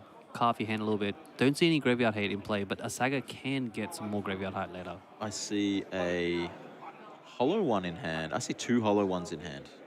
So if we have perhaps another discard effect, we could cast both of those this turn. Yeah, haven't seen any Street Race yet, but maybe we'll see it now. There we go. That's the card I thought was a Leyline. It was a Yeah. Street Wrath. Pay Okay. 2 life, draw a card, discard a card, and then you can play a hollow one for free, I believe. That's right. Hollow one being made cheaper by every card that you discard for the turn. You know, Faithless Looting doesn't get you any extra cards, but it does add to the number of cards you've discarded for the turn. Wow, Here we 2 are. hollow ones? Excuse me? Wow. And the Street Wraith is, because you have to investigate for 6 mana, which a Street Wraith is 5 mana. So they've been able to play 2 hollow ones. I believe he should have 2 mana tap, right? Both hollow ones cost 0 mana. Yeah, but he played a Faithless Looting, didn't he? That is true, yeah. The second land should be tapped for bestowing that Phoenix here. But what a turn 2. 2 hollow ones, one of them with haste. Yeah, an attack for 6 on turn 2, and I have 10 power on turn 2. How wild is that? That is wild. And like, hollow one doesn't have haste, yet now it does because of this Phoenix. Yep, 6 across this turn, 10 across the next turn as it lies. That's pretty impressive. Wow. And this is showing the raw power of what hollow one normally does, right? It Yeah, gets some 4/4s in very fast. That first game was a little bit of an outlier, to be honest. Sort of the slow grind, a Bowmasters and discard spells. This is what the deck is about. And that is a cool hollow one as well. We need to call attention to that. The white border hollow one, that's not acetone or, you know, Sharpie From a on the list. white border. Yeah. That is from the Mystery Booster 2, I believe. Yeah, they had a certain list of cards up here, right? Mystery Booster 2 has been super popular this weekend, Yeah, I gotta say. lots of people playing. There was like 50 players today. All right, Zen's third turn. Just to land in on Mox Opal. Mox Opal not looking to activate this turn, but does grow the construct potentially if a construct was to be made. These hollow ones in play is very reminiscent of Vintage, where Bazaar Baghdad is just discarding a bunch of cards and playing some hollow ones for free. We see another fetch shock here for Zen on 9. So as the status quo lies, this is a lethal attack. From shocking, from fetching and shocking, and from the 6 on the first turn, and a Nature's Claim is the play, taking out one of those hollow ones. Right. But the Phoenix still survives. it just drops off. It's like, I was carrying you. That's it. But 4 now life gained I'm here. as well. Yeah, 4 life gained, actually, yeah. And 4 taken for Zen. 19 plays 5 on turn 3 as Nick plays a third land, looking to flash back this Faithless Looting. Yes, very powerful spell. We all know how strong Faithless Looting is. So it looks like 4 cards in hand. I see another Faithless Looting and Leyline. 2 ley lines being discarded. Wow. That's actually pretty good. If you have dead ley lines in your hand, you might as well discard them. Are they dead? I mean, Let's be real. He's got 3 lands in play. that's true. I forgot that he can cast them. Yeah, people play colors in their deck now. That's right. Normally, you have very much so historically seen Leyline of the Void in any color of deck. The advantage of playing it in a black color deck is that you can actually just pay the mana cost and put it into play. Right, just casting it as a 4-mana enchantment. That said, putting it in the graveyard increases the odds of you getting this Phoenix back from the graveyard. If something was to happen to this Phoenix, you know, putting these 4-cost cards in the graveyard, be able to get them back. I think Zen here was wondering like, oh, I play the Saga, I go get my Soul Guide Lantern, and it nukes their graveyard this turn, as he's doing now. And, you know, the graveyard will be no more, I don't care about it. But, okay, he gets a Haywire Mite, interesting. That's going to be able to kill... No, it will not kill, sorry, it will just gain life. It cannot, it can't destroy creatures. It's non-creatures. So it can block. It is now a blocker. It will gain 2 life. This Mox Amber does nothing. But yeah, so I thought he was going to get Graveyard Hay, but I guess there's nothing in the graveyard, so there's no point getting it there. Yeah, the other thing that this Haywire Mite did temporarily was activate the Mox Opal. Of course, the Mox Amber being the 4th artifact in play here, so at least one of those Moxes can tap for color. Right. But that means that this construct is a 4/4. True. Yeah, it can trade with the hollow one. I think Zen, you know, probably was heavily relying on the Tamio making the construct really big. You can see the line there where you make a bunch of clues, your constructs get bigger. But yeah, unfortunately, it met its demise with the lightning bolt. Yeah, Nick has certainly taken the controlling route in both of these games, with heavy on the removal spells, on the sort of disruptive effects of Burning Inquiry, and Zen just hasn't been able to cobble together a plan. I think Lord of the Rings is entering the battlefield. There we go. I'm assuming this is probably going to shoot the Haywire Mite, which could block... Oh, it's going to shrink the construct. Yeah, that's right. So this Haywire Mite looking to take one from the Bowmasters. When it dies, there will be 2 life gained. Yeah, so what he's doing here is, I think he wants to sack it and exile his own Mox Amber. That way he can prevent the Bowmaster from making a token, because he's trying to fizzle the target. Yeah, it's very specific in its wording that the Bowmasters, if you don't get to, you know, you choose a target, any target, creature, player, planeswalker, and then deal 1 damage to that, and then make an army. If you don't get to deal 1 damage to that because that target is gone, we're gonna be quick on the judge call here, as the judge at the table. We'll pull him up for that one there. But yeah, if you can remove the target of the Orcish Bowmaster's ability, the army won't be created. Yeah, right. So, because like the construct is a 4/4 now, right? Right this second it is. Pairings for round 1 are up. It looks like the Haywire Mite in play is also in a foreign language, which may have led to the confusion here. Mm-hmm. But this is the semi-finals. This is a a professional rules enforcement level event. There is in fact a judge sitting at the table ready to jump in when these mistakes happen. So in with the team now, we've got the Phoenix attacking for 2 in the air and the Hollow 1 getting chomped up by the construct there. You really wanted that construct to be a 4/4 to trade with the Hollow 1, remove the problem. Instead, I mean, I guess we can find a surveil land, see if we can find something good on the top. Does Zen have any cards in hand? Not sure, I can't see that, but it's kind of like very lucky and very heads-up play that Nicholas was able to draw the Bowmaster and play it pre-combo, right? Because if he was attack first and try to play a Bowmaster in response to any spell, like a cantrip or whatever, then, it would have been a different story. But making sure, understanding that he's trying to clear the blockers here. But yeah, let's see if Zen has any cards in his hand. Okay. So look, Zen has at least one more turn here if he draws an Underworld Breach. We do have a few cards in hand. I saw an Ottawara there. Although he's only got 3 mana, so kind of tricky to True, the bounce Noxus something. don't actually tap for mana, and that's it.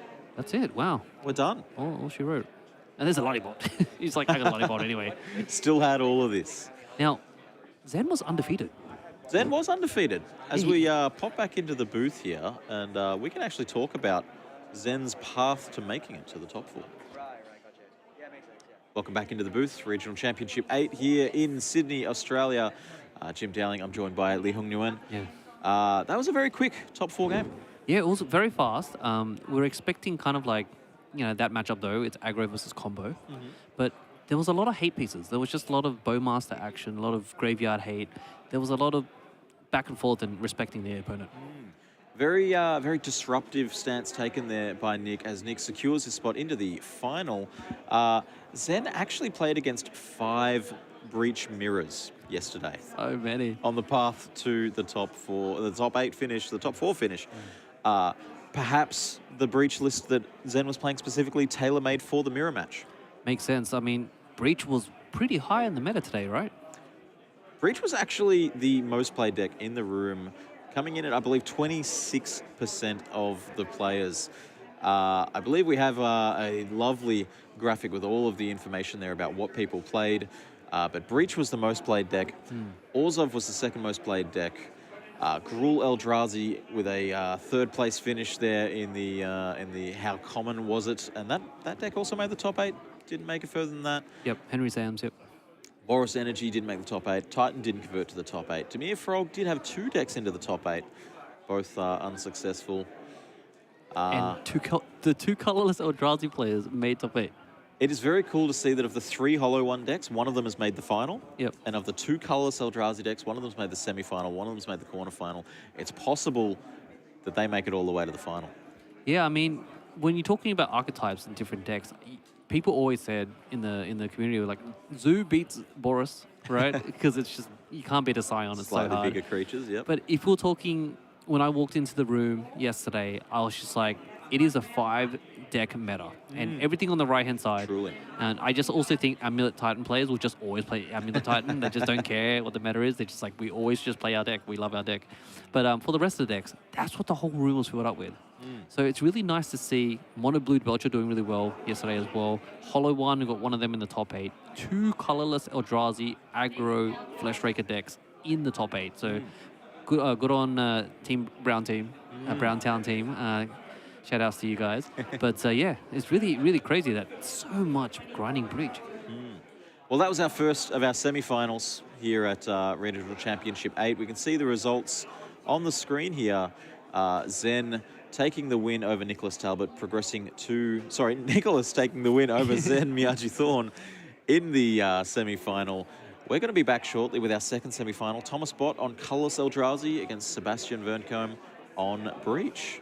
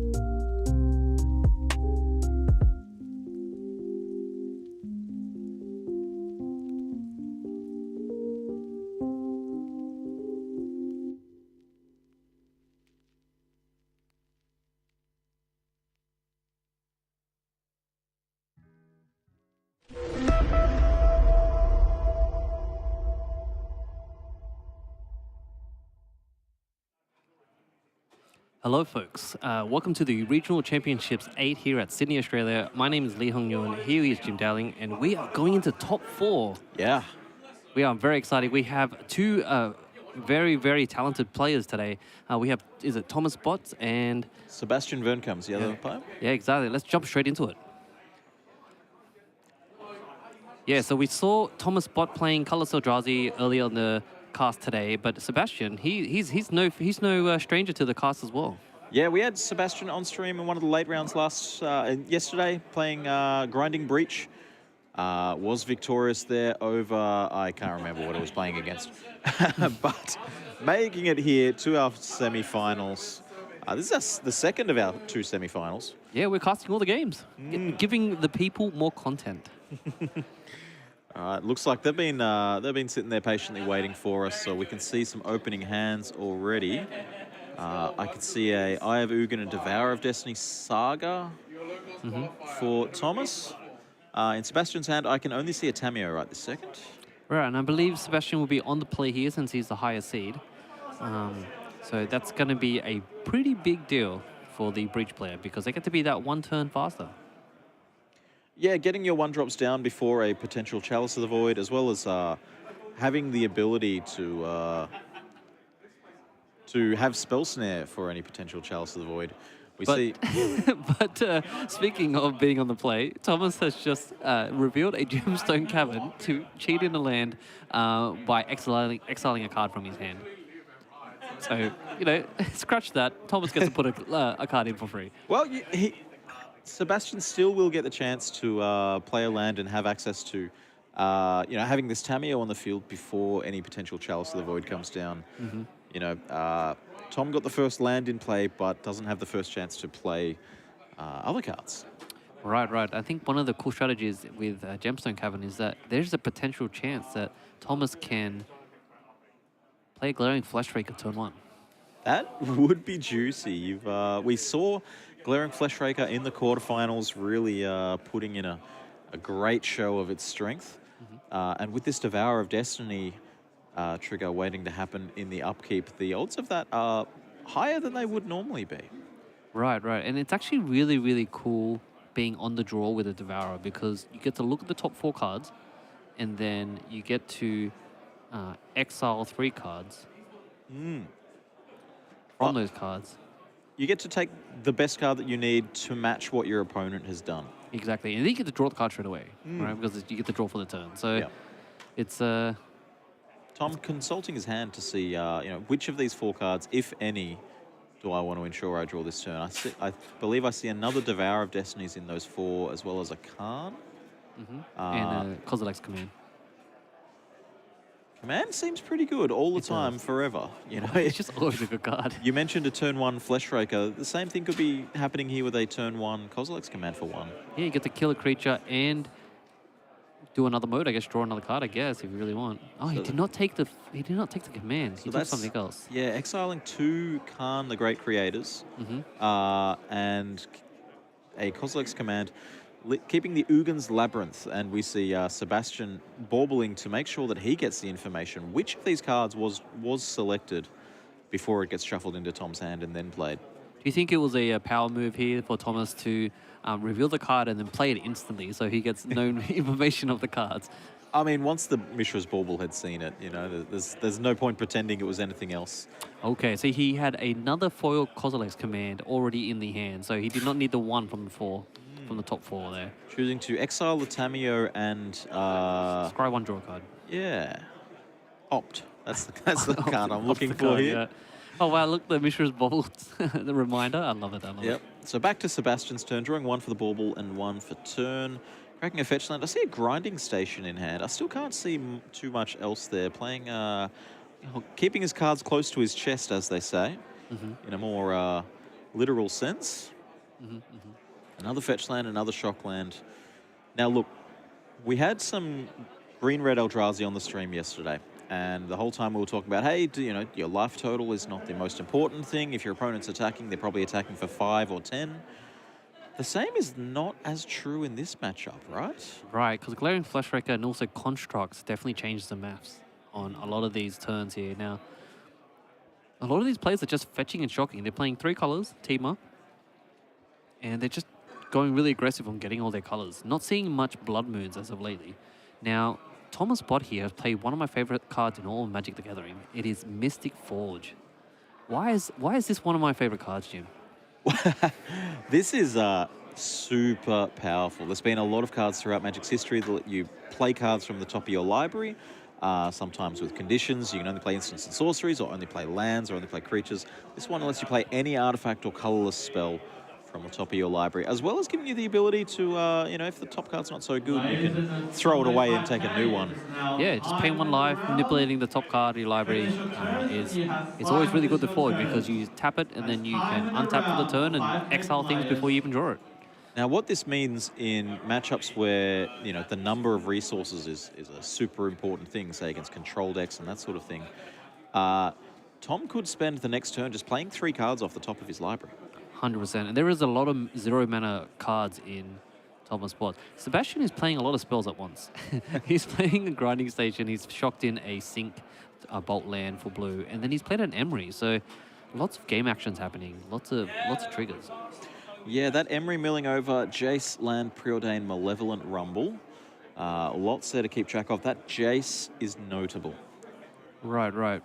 Which is in his main deck where it's an alternative win con. I don't think he's playing Thassa's Oracle, I believe. That's correct, yeah. So these Breach decks, they get to play a couple of different win conditions in their main deck. And Sebastian has selected 1 Jace Wielder of Mysteries and 1 Grape Shot as the only 2 win conditions other than 2 Urza's Saga. Yeah, I like it. I like it when people are playing Grape Shot because in these type of Breach decks because they're very ambitious and they're just looking to Grape Shot for 1 million. And it also has other utilities, right? A Thassa Oracle makes you have to get down to a really low library count and then you play it to win. But a Grape Shot, it can sometimes be played, on a few spells per turn and then just shoot the board. Has more utility.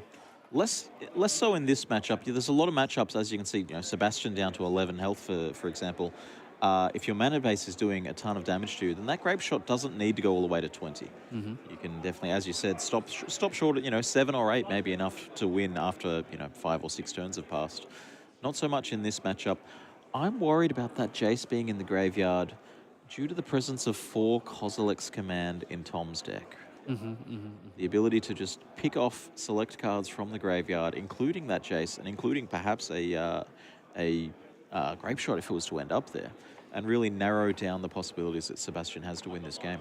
Yeah, so one notable thing you have to think about here is normally with exiling cards with Devourer is that you exile a bunch of artifacts and you can get them back with Khan. So it's extra flexibility, extra utility there. But he exiled 2 Khans and a Kozilek's Command, right? So that is lowering the chance for if he were to play a Khan, the Great Creator, he actually has less options and he only has to resort to his sideboard, not the cards that he exiled to the Gemstone and the Devourer. And the 1 Darksteel Citadel for the Gemstone Cavern. Exactly, right. But I mean, that seems like a very niche one for Khan to be grabbing there. Yeah. So it seems like Thomas's plan here is to potentially just make a construct or return the Devourer to hand. Now, Devourer is very awkward because you're casting that big Eldrazi at sorcery speed with 7 mana. And normally the Breach player, if they have all the pieces in play, they just win, right? They just do the thing and they win. And Eldrazi doesn't really have a response unless it's a instant spell. Yeah, and Devourer of Destiny is not so great at shutting down the combo win for Sebastian. You're never going to be able to hit an Underworld Breach because that's not in play at that point in time. And you're not hitting a Grinding Station because it's not a permanent that is any colors. Wow, we have an Underworld Breach cast by Sebastian here, which means that he is looking to commit to going off here, as they say. And I know that there's a Mishra's Bauble in the graveyard from the turn 1 or turn 2 when he played that, and Emery. So he's going to be able to play the Mishra's Bauble, exile some cards from that, and start grinding, as they say. Doesn't have the ability to generate mana as of yet until a Mox Opal or a Mox Amber is flipped over. Yeah, but I mean, he kind of has... he can mill 3 now, and then see if he hits another artifact. All right, you might as well discover and see what you can do. And if he hits some sort of mana source, yeah, he can start going deeper. I'm seeing Tom's hand here. I see a second Urza Saga. I see a Glaring Fleshraker and a Kozilek's Command. Oh, he's looking to respond, is he? Looking to find the opportune moment to dive in. You know, there's a Jace in the graveyard. Is that enough? Do I take the Jace? Do I wait and see what's milled over next? Can I put enough disruptive energy into this game? Yeah, right. And I think with Thomas's angle here, he must have the Kozilek's Command. Yes, he's going to cast Kozilek's Command. X equals 1, 2, 3. X equals 3. He's going to kill Emery and target some things from the graveyard, I assume. Take the whole graveyard, right? All three Yeah. of the ones that are there? Yeah, exactly. Just take it. But there is an extraneous grinding station here as well. You know, you could be sacrificing the grinding station to itself to put another 3 cards there. Mm-hmm. I'm But, curious he didn't do it in response to Underworld Breach, though. but that Jace is gone. Oh, the Jace is gone. Right, right. Jace is gone, and that means that the win con now is just the Grape Shot or Urza Saga. Mhm. Oh, he has another Emery. I believe that they're Sebastian trying to ask for a shortcut here and say, I'm going to do this and kill you. And Tom saying, no, let's see a couple more turns. Let's a couple more game actions and see see whether this makes sense to me. So yeah, he's going to cast the Emery. He's going to mill 4, I believe. But how does he know what's going to get milled? Well, in a theoretical world where, you know, if Thomas doesn't have anything here, you cast the Emery, you mill 4. Even if you miss here, you can just sack them at Mishra's Bauble to itself, to the grinding station, sorry, not to itself. Recast it, mill 3 more, recast it, mill 3 more, until you find one that can generate mana, and then find your Grape Shot.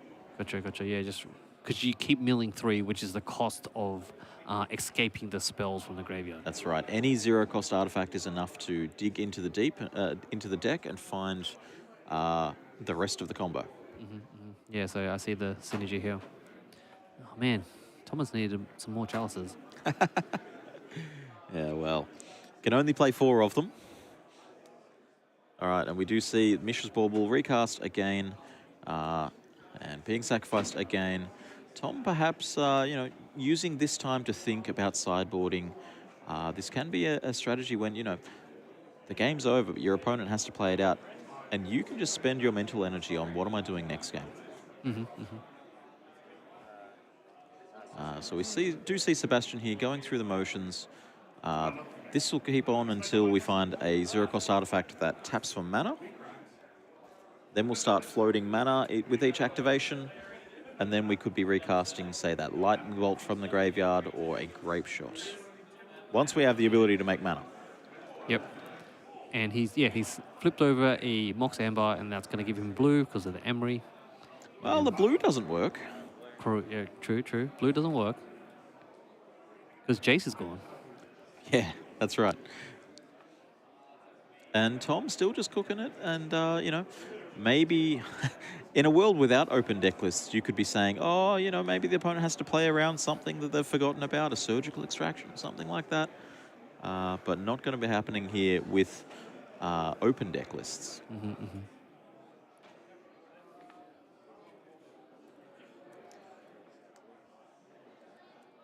So Sebastian has changed from milling the Bauble to the Amber instead. Yeah, right. 3 lands with that last mill. Yeah, he's... What are the chances that potentially the Grape Shot's on the bottom and he can't hit it? I mean, it's possible. The question is, have they been counting how many spells have been cast? And are we going to have 19 spells cast total? Yeah, that's true. They haven't been counting Storm.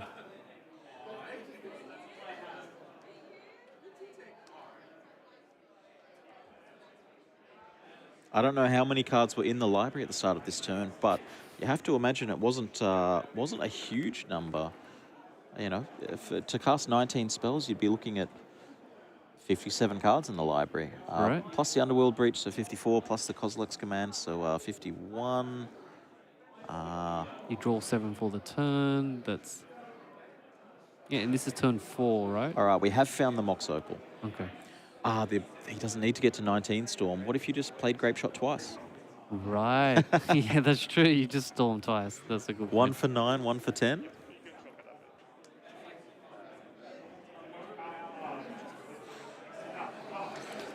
So we're going through the motions here. This is the second semi-final of the day. We've already seen the results of one of the semi-finals. Right. Breach, strong card. Especially Who knew? Underworld Breach, this card pretty good. Yeah, an homage to Yawgmoth's Will, the original copy of this effect. The key difference being that Underworld Breach lets you play the same card from your graveyard multiple times, assuming that you can put it back in your graveyard and assuming you've got enough fodder and mana to recast this card. Yeah, Mox Opal being unbanned definitely put this deck much higher in the stratosphere, giving it an ability to have 4 Mox Ambers and 4 Mox Opals. Or for in this case, they have 3 Mox Ambers, but yes. Would there be a red legend you could play in a deck like this? Ragavan. No, I'm just kidding. I'm just kidding. Oh, spicy. I don't know.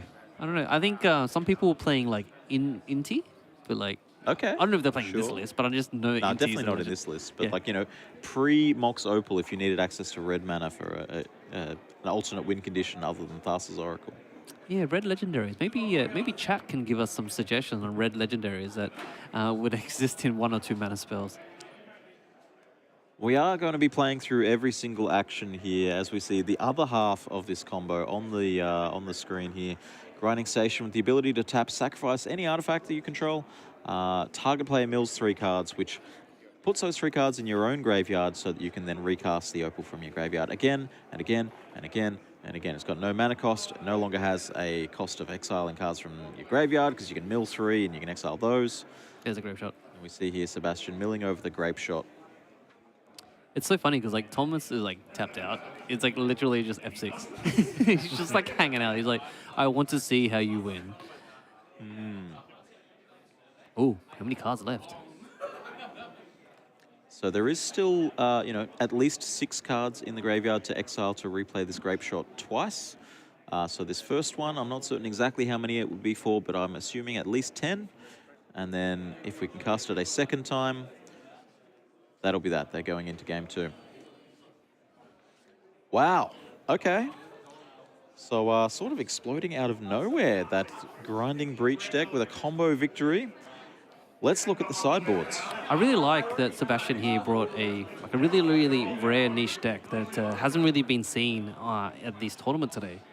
Grinding Breach. I like the sound of it. I might tell my friends to play it. Yeah. Look, it sounds really, you know, very special.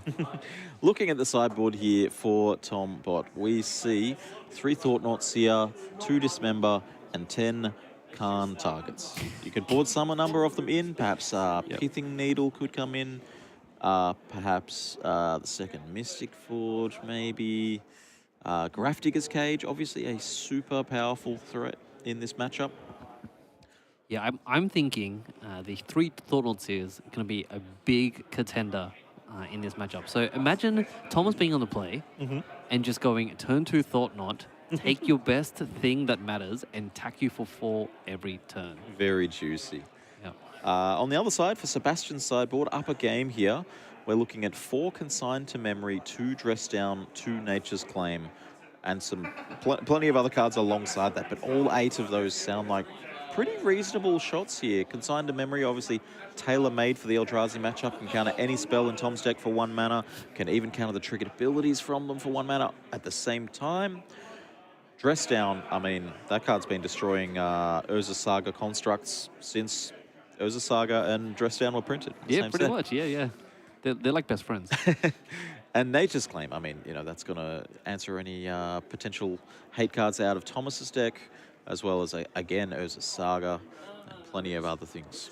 Yeah, Thomas has a lot of reliance on artifacts, right? So Nature's Claim, giving your opponent, and that's why Nature's Claim is so beautiful in this deck, because it, apart from the Grape Shot line, it doesn't, like, giving your opponent 4 life to destroy any enchantment or artifact, sometimes it's pretty novel. You don't care too much.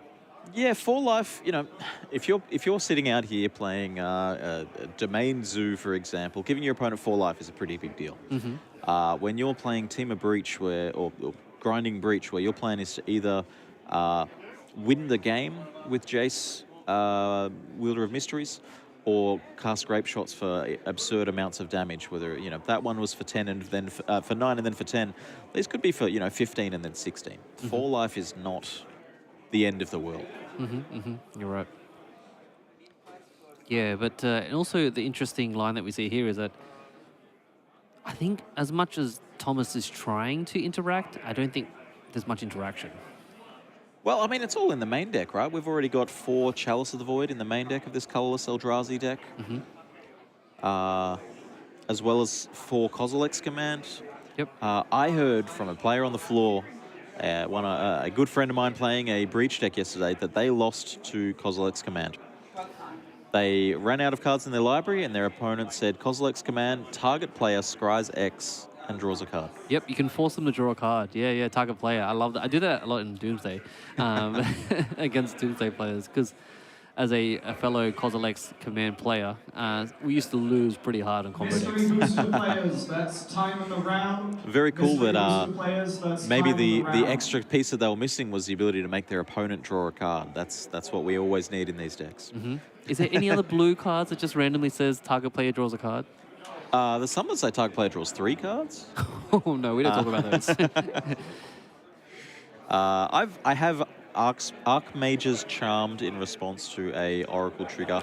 We're not going to be seeing that in today's modern format, but we could, in an alternate reality, there could be Archmage's Charm playable in this format again. You can do it, Wizards. I remember the age when Archmage's Charm was played in Modern. Good old Aspiring Spike playing a lot of that as well. And I actually I top-8'd one of the Mox Boarding House tournaments, and they gave me a Archmage's Charm stamped with the Mox Boarding House top 8 written on it. And yeah, it was, I think it was actually a Modern No Ban list tournament. Right. Yeah, and I won that for some reason. I was like, cool, I have a stamped card. But yeah, good times. Now, it looks to me like Sebastian has boarded out 1 Grinding Station and 1 Saga. That seems like that's going to really slow down the deck, and maybe Sebastian looking to take a more controlling role in the matchup. Yeah, these type of matchups for Colorless Eldrazi, it's a very awkward, delicate match, because you just have to go as fast as you can and attack and do damage. Like, you're going all in. So anything that potentially doesn't give you any damage or like advantage, then you just have to cut it. So you're cutting some mana rocks, you're cutting maybe potentially Mystic Forge. I don't know, Mystic Forge gives you a little bit of like card advantage and like peak and stuff, but you're just trying to go as fast as you can. Well, it looks like they're shuffling up, ready to present to each other, and we're going to see some 7s for game 2 in just a second here. That's top 8 at black table number 1.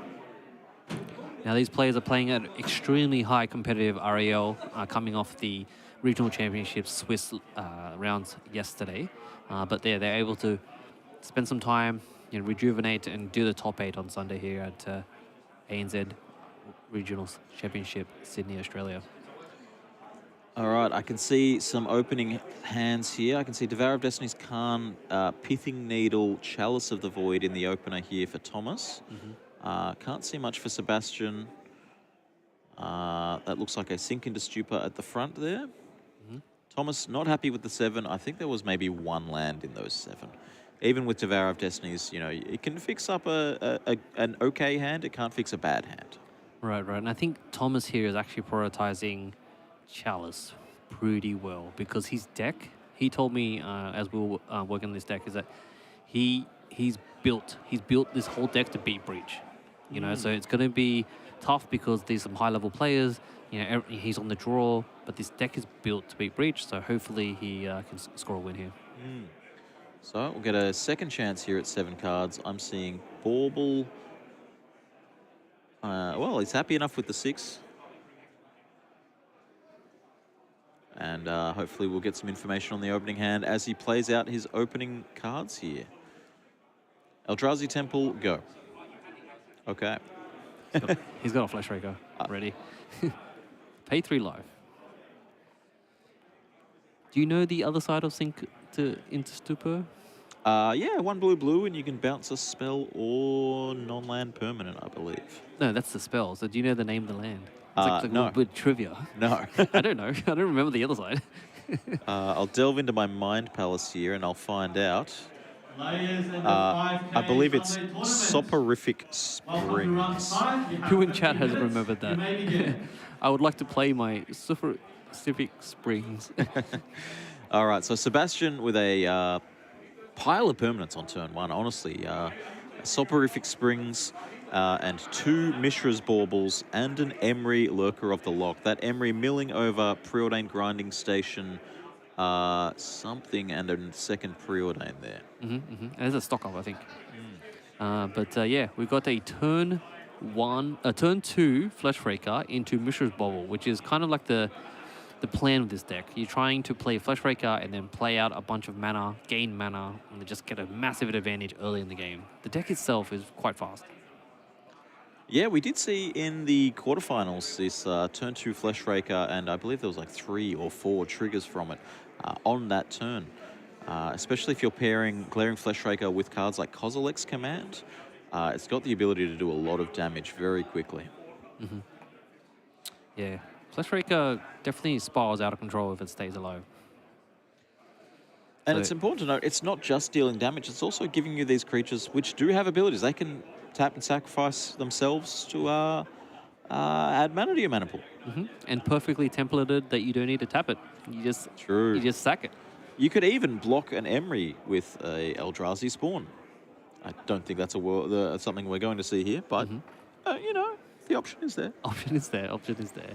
I think one little cool synergy that you do with Eldrazi spawns is you fetch a Springleaf Drum from the Saga. Okay. You tap it for mana, and then you sack it. Cute. It's like little spawn. You've done your job.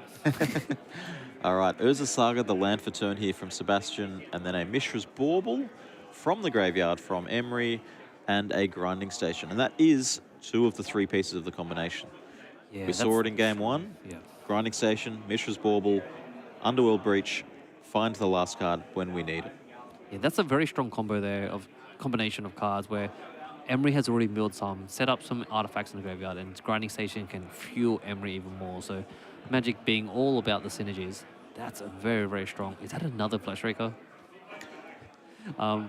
Anyways, it is another Flesh Raker. This is Flesh hilarious. Raker. If you, Tom really saying, if you don't have the final part of this combination, you're going to be taking a lot of damage very quickly here. Yeah, if you talk about one Flesh Raker spiraling out of control, 2 of them is quite hilarious.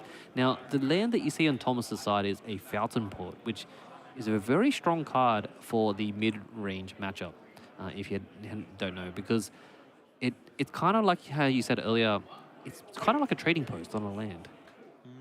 Now, correct me if I'm wrong, for every colorless spell here now that Thomas casts, there's going to be 4 damage coming across. Have I got that right? That's correct. So he plays a spell, and 2 spawns come in, and then each spawn deals 2 damage. So it looks at its parent, essentially. But yes, every colorless spell is 4 damage. Wow. And then you can use those for mana to cast more colorless spells. Correct. Yeah, you get mana and damage. No. Oh no, he's doing the Kozilek's command. Equals This, to... this might be lethal. Is this lethal? Surely. It is lethal, yeah, because the spell makes another 4 damage, and then he makes like 2 more spawns. And then that's another 8 damage. So this is lethal. And what's the second mode on the card? Are we... Probably spawns in the okay, Scry Draw. Yep. Because you just cast more spells. Yep, because we're looking at 2 cards. Going to, scry 2, a preordain of his own, build your own. Yep. 2 more Scions as well, so 4 colorless mana available to Tom. Well, this is We've got a Eldrazi Spawn Factory here. another color spell. Making tokens. And and there's the Thought Thought Not Knots Seer. here. Cast triggers, you die. Wow. Turn 3, double Flesh Raker. A flurry of colorless spells. That's absurd. Yes, no, flesh. One is good. Yeah. 2 is even better. Sebastian with a really fast draw there. Turn 1, double Bauble and Emery into Grinding Station. 2 of the 3 combo pieces, as we mentioned. 1 card away from ending the game there. And Thomas just like, nah, that's not good enough. Players, your round 2 You are here dead enters on the turn 3, Rebel right? Turn 3, event. That was turn turn 4? 3. That's insane. And that's showing the power of the deck where they were going with the power of Mox Opal and Mishra's Bauble, enabling the Flesh Raker. When it's in play and you play a bunch of 0 drops, you just get 2 mana. The Mind Stone there was very impressive. Very unassuming, you know, it wasn't a big flashy card, but it costs 2, it tapped for 1, it made a token, so it actually cost 0 mana. Yeah, because you sack 2 and then you get 2 back. Yeah, very cool. Just a nice little role player there. Obviously not the showcase card for the deck. That's that spot is reserved for the Glaring Flesh Raker. Yeah, right. The players reconsidering their sideboard here. Sebastian thinking, wow, did I underestimate this Glaring Flesh Raker? Yeah, I wonder if he thought, like, maybe I need to bring in removal, like, because the Flesh Raker is the mainstay of the deck. It's the strongest thing that enables the deck going from I'm just a creature deck to I'm going over the top and dealing damage. The fact that Glaring Flesh Raker says any colorless spell is really strong. It doesn't just say Eldrazi spells. It doesn't say, you know, colorless creatures. It says any colorless spell. Now, you've got to imagine that there's at least one sideboarding change for Thomas in these games, and that is the Gemstone Cavern in and out. Is he on the play? Is he on the draw? You know, we saw it in game 1, sort of playing a land before Sebastian did, and you've got to imagine that it's back in for game 3. Right. Yeah, because getting in that free land, and it enables Tom to just, like, get that step ahead, right? In Magic, it's all about those small increments. Yep. I think I saw a Pithing Needle there at the front of Thomas's deck, so that must have been boarded in as well, not left in the sideboard for Khan. Yeah, well, if you can play, like, because the thing with Breach is that they're never winning turn 1. You know, I mean, I don't know what the lines are. I don't play Grinding Breach, but if you can win turn 1, I think you deserve it. Right? But I think Breach is kind of like a turn 2, turn 3 deck. Sure, yep. Yeah, so, like, if you can sneak out a Needle turn 1 while they're playing their Tameo, they're playing their whatever. Wait, does Grinding Breach play Force of Negation? I don't think they do, right? They just, like, they just basically are forcing the combo with permanence. I think I've seen a couple of lists when scrolling through the 155 players that were here yesterday. I think I saw 1 or 2 lists playing Force of Negation. Certainly not in all of the decks, as we see some opening 7s here. I see a Devourer of Destiny for Tom and an Underworld Breach for Sebastian. See a Gemstone. A Mishra's Bauble. Yeah, I think that's either a Temple or a Gemstone. I'm not sure. I should know. Well, either way, it's +1 mana, right? Right, exactly, yeah. Now, this Devourer is also good as well, because he's on the draw, he gets to play whatever he is going to reveal off the Devourer. And... All right, Sebastian, what have we got? We have Misty Rainforest, Mox Amber without the ability to tap for mana. No Tameo. That's and a big deal. pass. I see a Chalice of the Void there in those 4 cards that Thomas is looking at. Excuse me, that is a masterpiece invention, Chalice of the Void things. But yeah, no, that is such a big deal for Tom to see that. Him seeing the top 4, seeing that... Oh, he's exiling it. He does not care about the Chalice. 2 Chalices. If you're in Sebastian's seat, you've got to be thinking, what am I looking at here? What did he keep for him to exile 2 Chalices? 2 Chalices. Okay, let's see it. What are we working with? We know 1 card in hand. It's a Devourer of Destiny. Perhaps if there's a Khan, the Great Creator, in here, Tom perhaps thinking, well, I can, you know, grab that Chalice back later. True. Ugin's Labyrinth, always synergizing with this Devourer of Destiny. It seems like those two are sort of tied together. And a Mishra's Bauble. So just a Soul Land, a Mishra's Bauble, and a pass. Yeah, I think Thomas is feeling really happy here since he didn't see any turn 1 Tameos or, you know, there wasn't even a cantrip. I know they have some preordains in there, but it really starts spiraling out of control when the Grinding Breach player plays a turn 2 Rumble when they pick up, you know, one of their key pieces, right? Well, we've always got the secret cantrip that these decks that are playing coloured lands can play in these Surveil lands. Choosing to, okay, I didn't play anything on turn 1, let's just Surveil 1 anyway, you know? I love the design of the Surveil lands, actually. It's like half a card, right? It's one of the most awesome designs that I've seen out there. That's a consigned to memory, if I'm not mistaken, and there's top? not much to consider about that one, really. Oh, he's seeing it from the bubble. Tom Bod baubling to see, yep, what are you keeping there with the Surveil? Oh, so you saw the card? It was a consign? I think it was a consign. Yeah. Sneaky plays. I couldn't see it. All right. Second land, Scalding Tarn, and a fetch.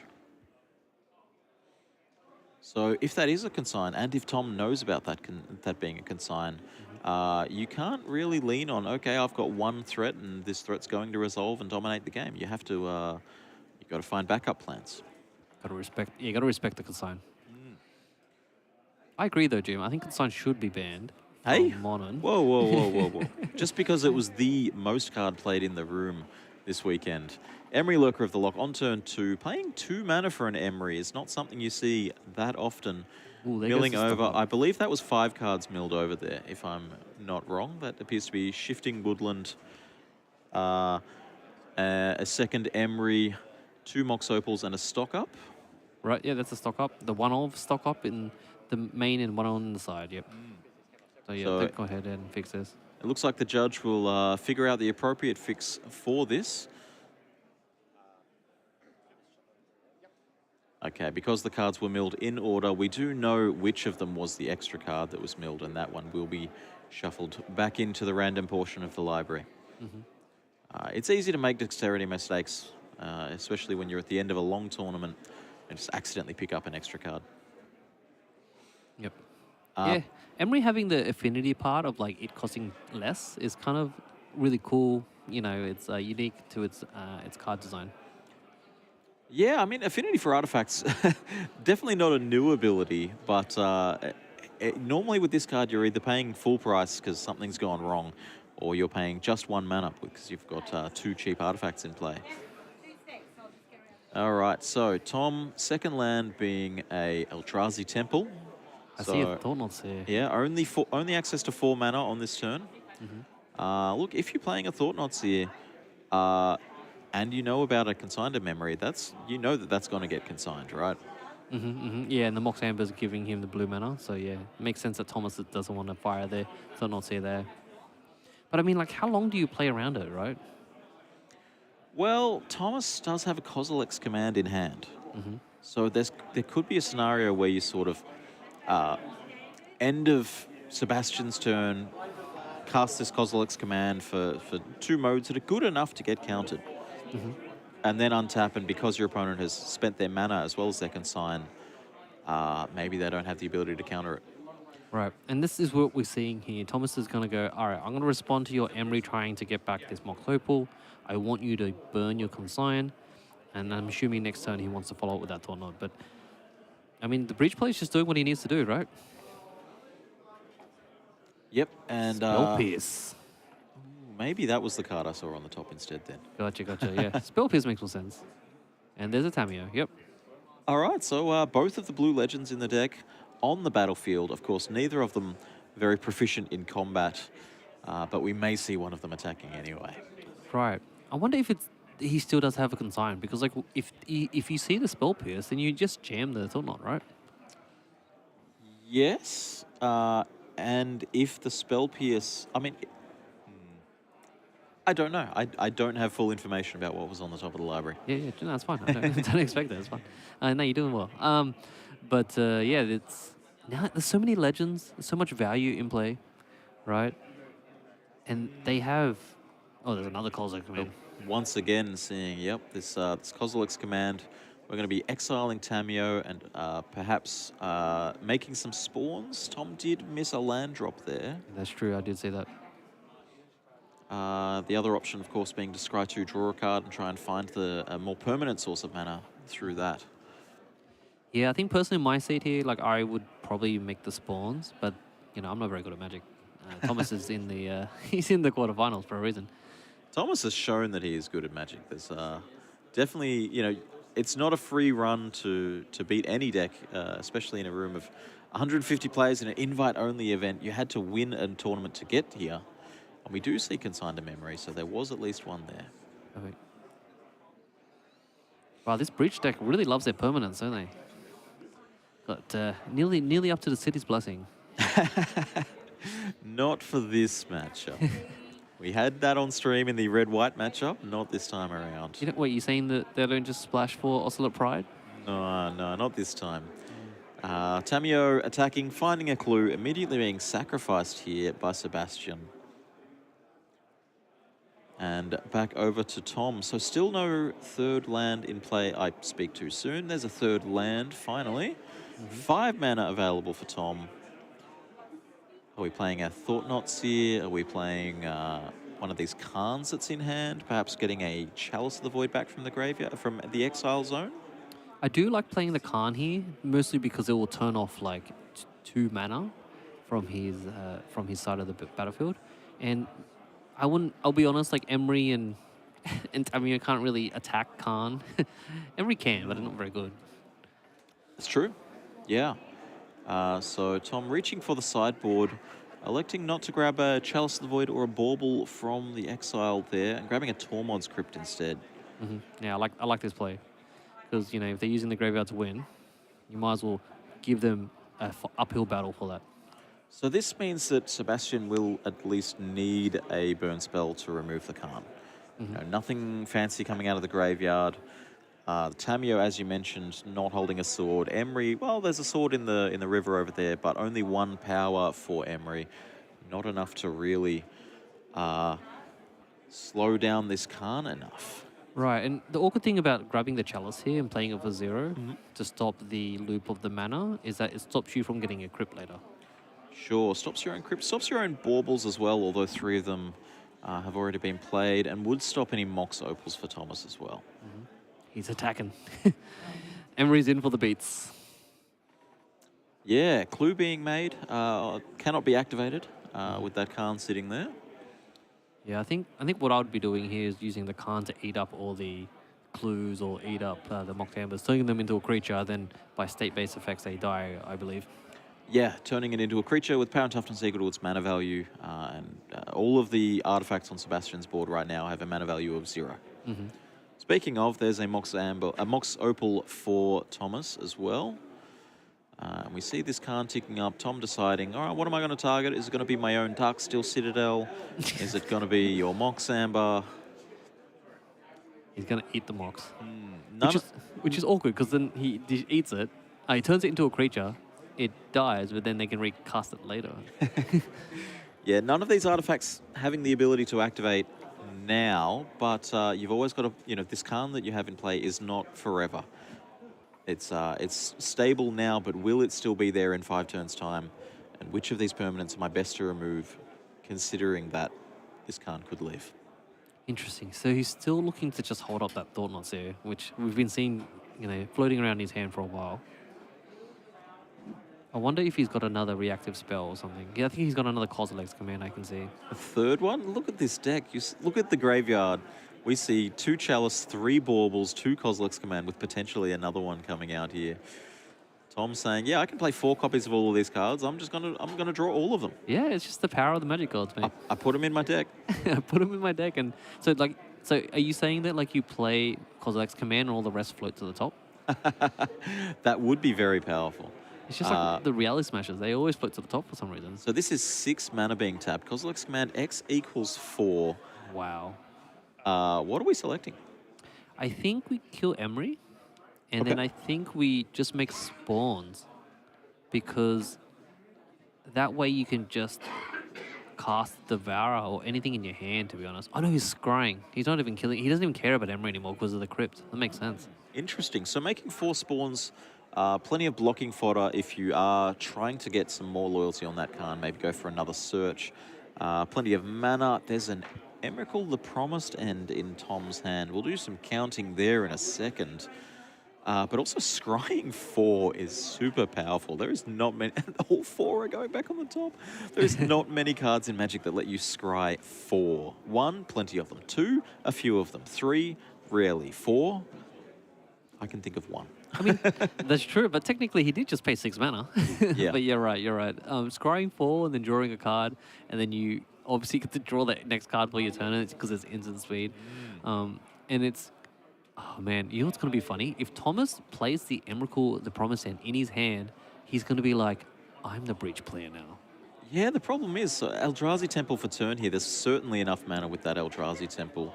But Who played the foil Thought Knots here? the problem is, what do you actually do after playing that Emrakul? How do you mess them up? Yeah, you pass to your opponent, they've got 2 creatures, you can block one of them, and that's it. Yeah, I guess you run the Emery into the Thought Knot. Okay. Oh, right, he reveals a Nature's Claim. right, so he's setting up the Emrakul after the Thought Knot. So he's like, I see what's in your hand, and then I'm just going to try to mess you up. So So yeah, the hand they're revealed to the Thought Knots here is Underworld Breach, second Tamio, Tormod's Crypt, 2 Nature's Claims.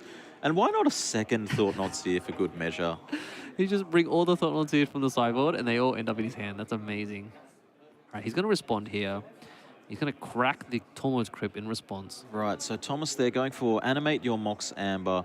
Sebastian going for Response, Nature's Claim your Tormod's Crypt. Thomas responding once again with cracking that Tormod's Crypt.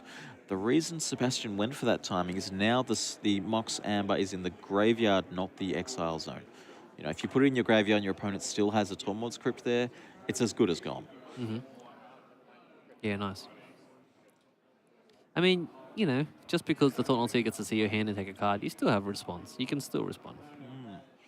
But all the artifact mana is gone, right?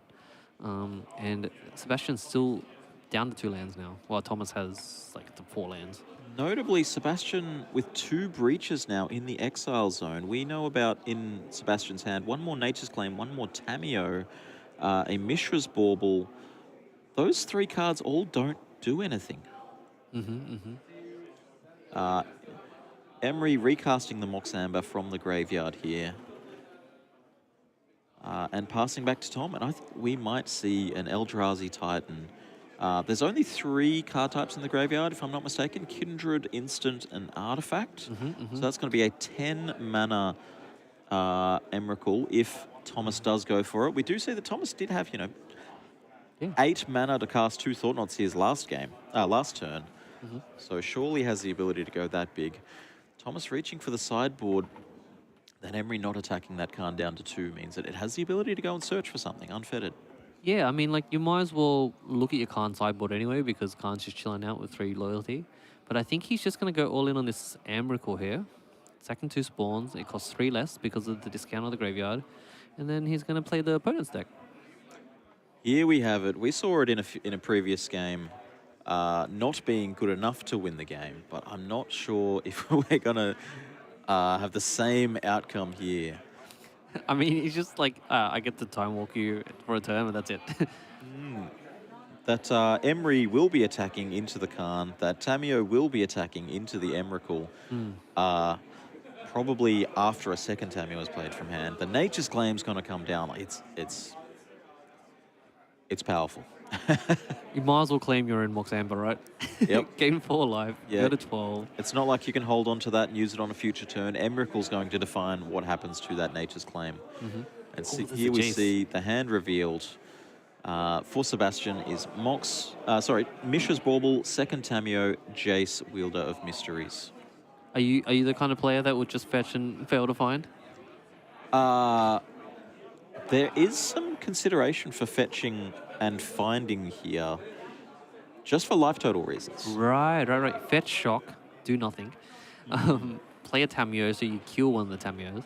No, sorry, you just attack the yeah, you're right. You attack the Tamio and the Emery into the creatures. But you can't. You can only kill one of them though because the Thought Knots are tapped. That's true. Perhaps one of the Thought Knots holding back would have been a reasonable line here. Looks like the players are discussing something with the judge. It is weird to control someone else's turn. And there's a lot of niche implications that come with, you know, I'm controlling a player. What can I do?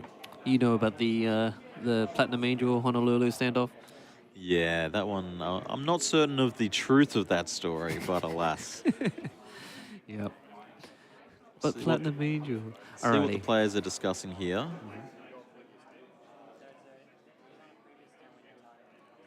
Perhaps we'll pop back into the booth and discuss our road to get here, what these players played against, you know, while they're figuring out the intricacies of this judge call.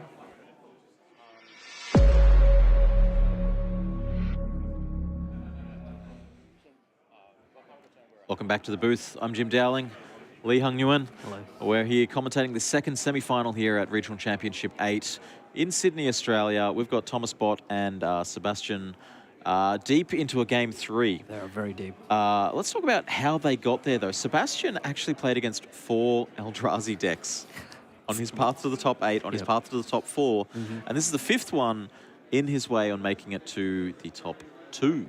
The finals, yeah. Yeah, actually, I believe he played a Eldrazi deck in the quarterfinals as well. He might have been paired against the Lots Gruul of Eldrazi yeah, deck. yeah, exactly. You'd think a lot of Breach, but no. Yeah, Eldrazi. no stranger to the matchup. Tom, on the other hand, you know, the deck has a lot of game against these Breach players. Tom only played against 2 of them on his path here. Of course, Colin, also on the same deck in the top 8, played against a few Breach decks of his own. And Breach was the deck to beat today. Lots of Breach. And this is our last Breach player remaining. 155 players, 41 of them bringing Breach to the field, and only 1 left in the top 4, the last hopes of this combo deck, lying on Sebastian's shoulders. There was 2 undefeated Breach players coming into the top 8, right? Sebastian was one of them. That's right. Sebastian and Zen both undefeated with Breach through the Swiss. We can see their path through the top 8 here. We had Zen on Breach against Chris Tong on Esper Frog. Zen was victorious there. We saw Nicholas Talbot on Hollow One against Colin Harris on this Colourless Eldrazi deck. Nick was successful there. We saw Jinhao Yang against Thomas Bot. That one was on coverage. Thomas Bot's Colourless Eldrazi defeating Demir Frog. And Sebastian versus Henry, that was, so there was in fact Breach versus another green-red Eldrazi deck. Sebastian progressing to the semi-final. First semi-final, we saw Zen not being able to get anything going against Nick's Hollow One deck with some super fast turn 2 double Hollow One plus Phoenix action. We're still waiting to hear the outcome here from the table here. Surprised I don't see much black-white. Where is the black-white blink in the top 8? Well, Black-White was the second most played deck. There was 21 copies in the room, if I'm not mistaken, but just didn't manage to convert. There was a few of them at X1, there was a couple of them at X2, but not quite enough to make it to the finals. We did try to find some on coverage, but there was some cool decks we needed to feature instead. Yeah. I mean, Ketromos is the new hotness at the moment. Yeah, seeing a lot of synergies around Relic of Progenitus and Solitude and a lot of the cool stuff. But yeah, unfortunately didn't get to see it. But yeah, we would have bet it diverse and see some spicy decks on the stream. That's right. Waiting to hear from the table. I believe we should be ready to head down here now. And we do see Tom controlling Sebastian's turn. Perhaps a rewind. Happened something with this Nature's Claim. Players still discussing and finding exactly what's going on. Okay, so we're back on Tom's turn. And the Thought-Knot Seers are attacking.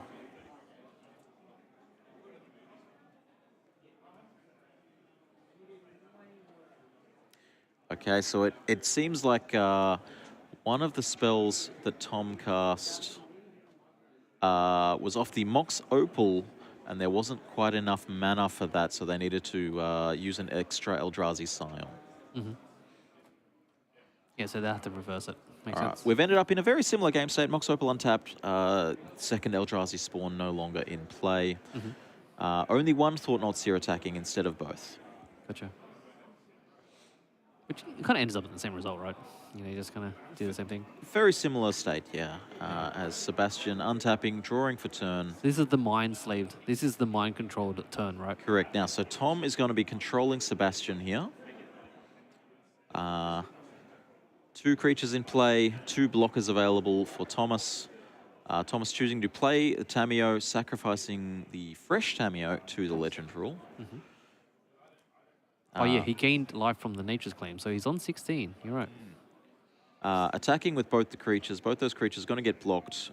Tom even making the correct blocks there, not putting the flying creature in front of the He knew non-flyer. exactly. He's just like, these are going to block like this right now. Very easy mistake that could be made here. Play this Misty Rainforest, go for a search. And Look Tom, through the library. yeah, Tom gets the full information here of what has been sideboarded in, what has been sideboarded out. Yeah, that's true. This is very insightful information, even though this is game 3. So it's really what matters right now, right? Oh, wow, we're going to search. We could find a Surveil land and ensure that the next draw for Sebastian Wow. is not something that can get him out of here. I did not even think about that. That's so smart. This is why Thomas is so good. These players are good at Magic. I was just like, Fetch Shock. I'm not afraid to say it. That card should be visible to both players here. But I mean, Sebastian's going to see it in a second. He's like, I want to anyway. see this. Yep. It's a All right, consign, so it's a yeah. consign, so we're going to leave that card on the top of the library. Which in a way you like don't care, right? You have an Emrakul in play. Yep, so we're drawing consign. We've got one spell in hand, which is not castable. We've got a consign, which doesn't do anything. Passing back to Tom. Tom has 21 power in play. Then you Sebastian swing has with the nothing. ting. And that's it. There's our handshake. We see our second player making it to the finals here at Regional Championship 8, Sydney, Australia. Amazing. Emrakul for the win.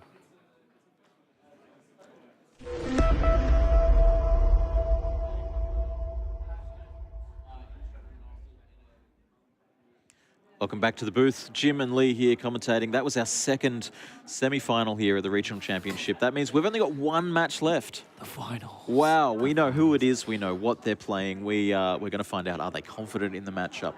We're going to see if we can ask them about their sideboarding plans before we actually get them going. But all of that takes time.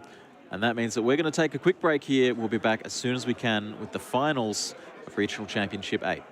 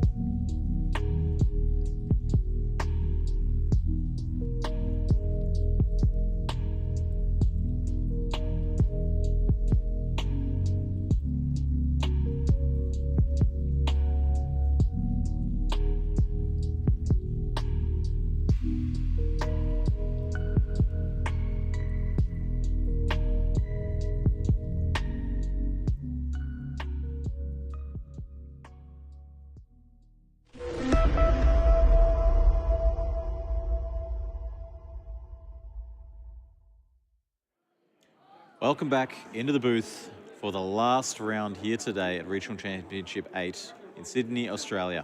I'm Jim Dowling, Lee Hong Nguyen. We've been commentating. We've got one match left for you. The grand final, playing for an invite to Worlds, playing for $5,000 cash money. Let's get down to the USD. table. That's Yeah, right. Yeah, that's it.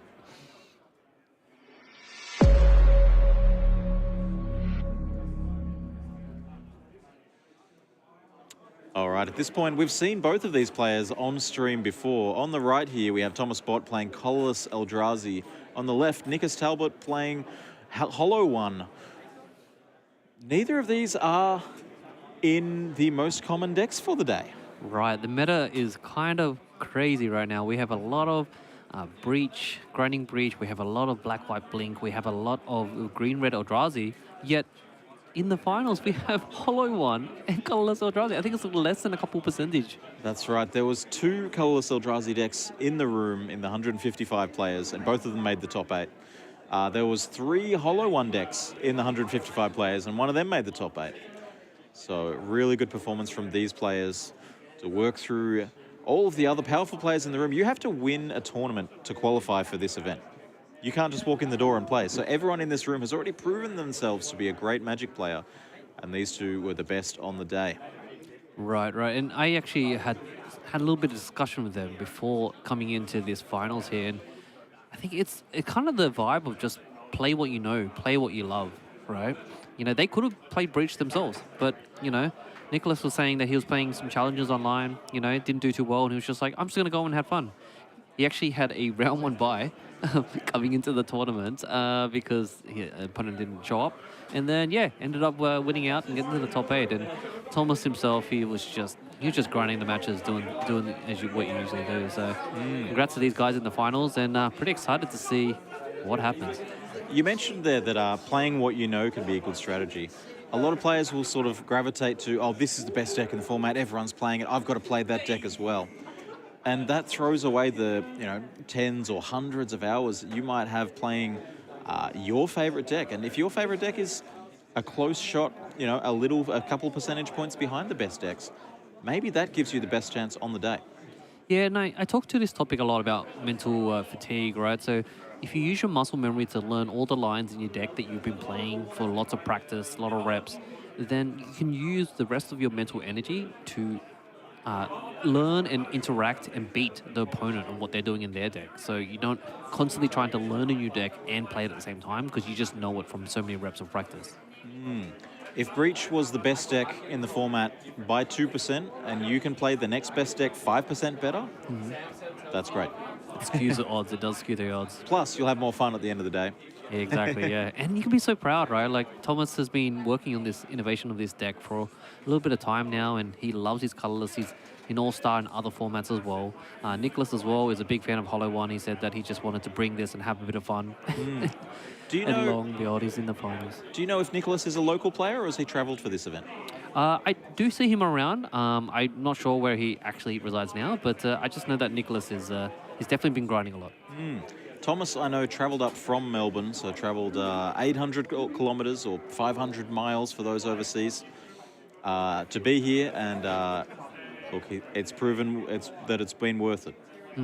Yeah, definitely. And Hollow One is quite a hilarious deck because you're just rolling dice, and we're in here in a venue where a lot of people love having fun and playing games. I see some opening 7s here. For Tom, I can see a Mind Stone, a Darksteel Citadel, a Everflowing Chalice, an Emrakul. I don't know if I saw a second land there. Right. And the Everflowing Chalice there is the 5th type of Mind Stone effect, where you're kind of relying on things like Good afternoon, everybody. the Uga's Labyrinth to be able to play a turn 1 threat. Oh, Thomas is keeping it. Yeah, we'll see what comes out of this. Yeah, both players keeping. Keeping a strong 7. No pre-game actions for Thomas this time around. Nicholas leading us off with a Wooded Foothills. We'll see what he has to play. Is it going to be some sort of hand disruption effect? Is it going to be a shark? Is it going to be a Faithless Looting to sculpt his own game plan? Yeah, right. And being on the play and draw here is quite important because they're both kind of somewhat like creature aggro decks. You know, Thomas doing fast things, He has more of a high end, though, with Thomas's deck but being Emrakul, the Promised End, and Devourer. While Nicholas, he's trying to do things really fast. And he's got a turn 1 Shark, which is something that we spoke about last round and a few rounds ago where Nicholas was on stream. And this Shark is an upgrade of an old card. What's that old card called again? Yeah, so it's a rework of Flameblade Adept. Marauding Mako, of course, growing every time you discard 1 or more cards. Wow. Wow. Let's not talk about that any longer. We've got a blistering start here out of Thomas. We see Darksteel Citadel, Mox Opal, Everflowing Chalice for 0. We'll touch on that in a second, and a Chalice for 1. Yeah, this kind of feels like eternal sort of vintage vibes where you're playing a Mox and you got Metalcraft and you go all in. And Thomas here is playing 4 Darksteel Citadel. So this is purely enabled by playing 4 Artifact Lands in your deck. He has no fear. So let's talk about this Everflowing Chalice, right?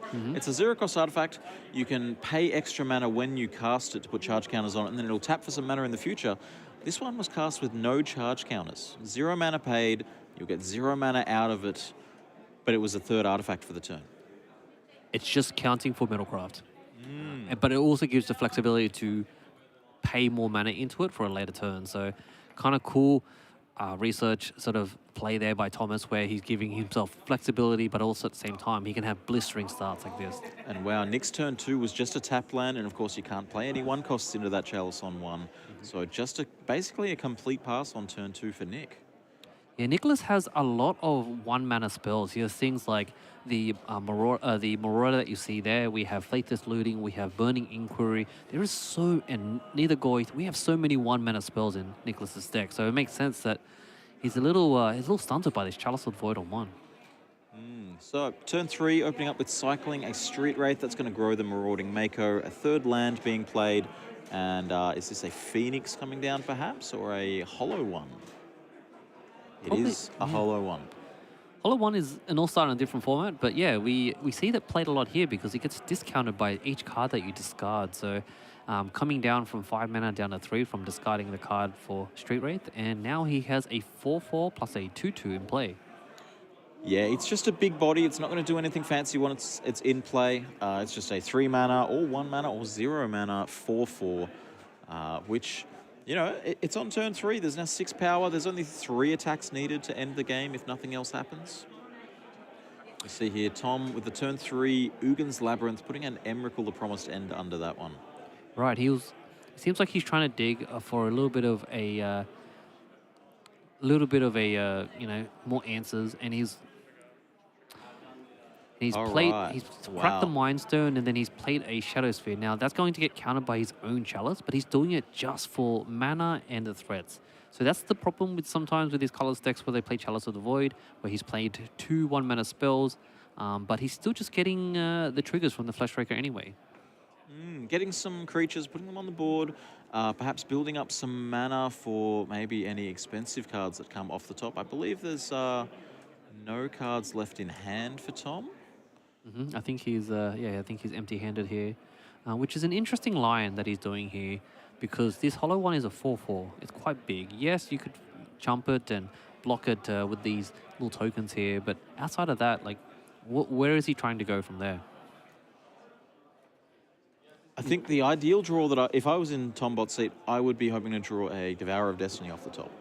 7 mana, cast it, exile that Marauding Mako, and have a 6/6, which, you know, Hollow one is touted for its large size and prowess on the battlefield, but it's only a 4/4. The Eldrazi go much bigger than that.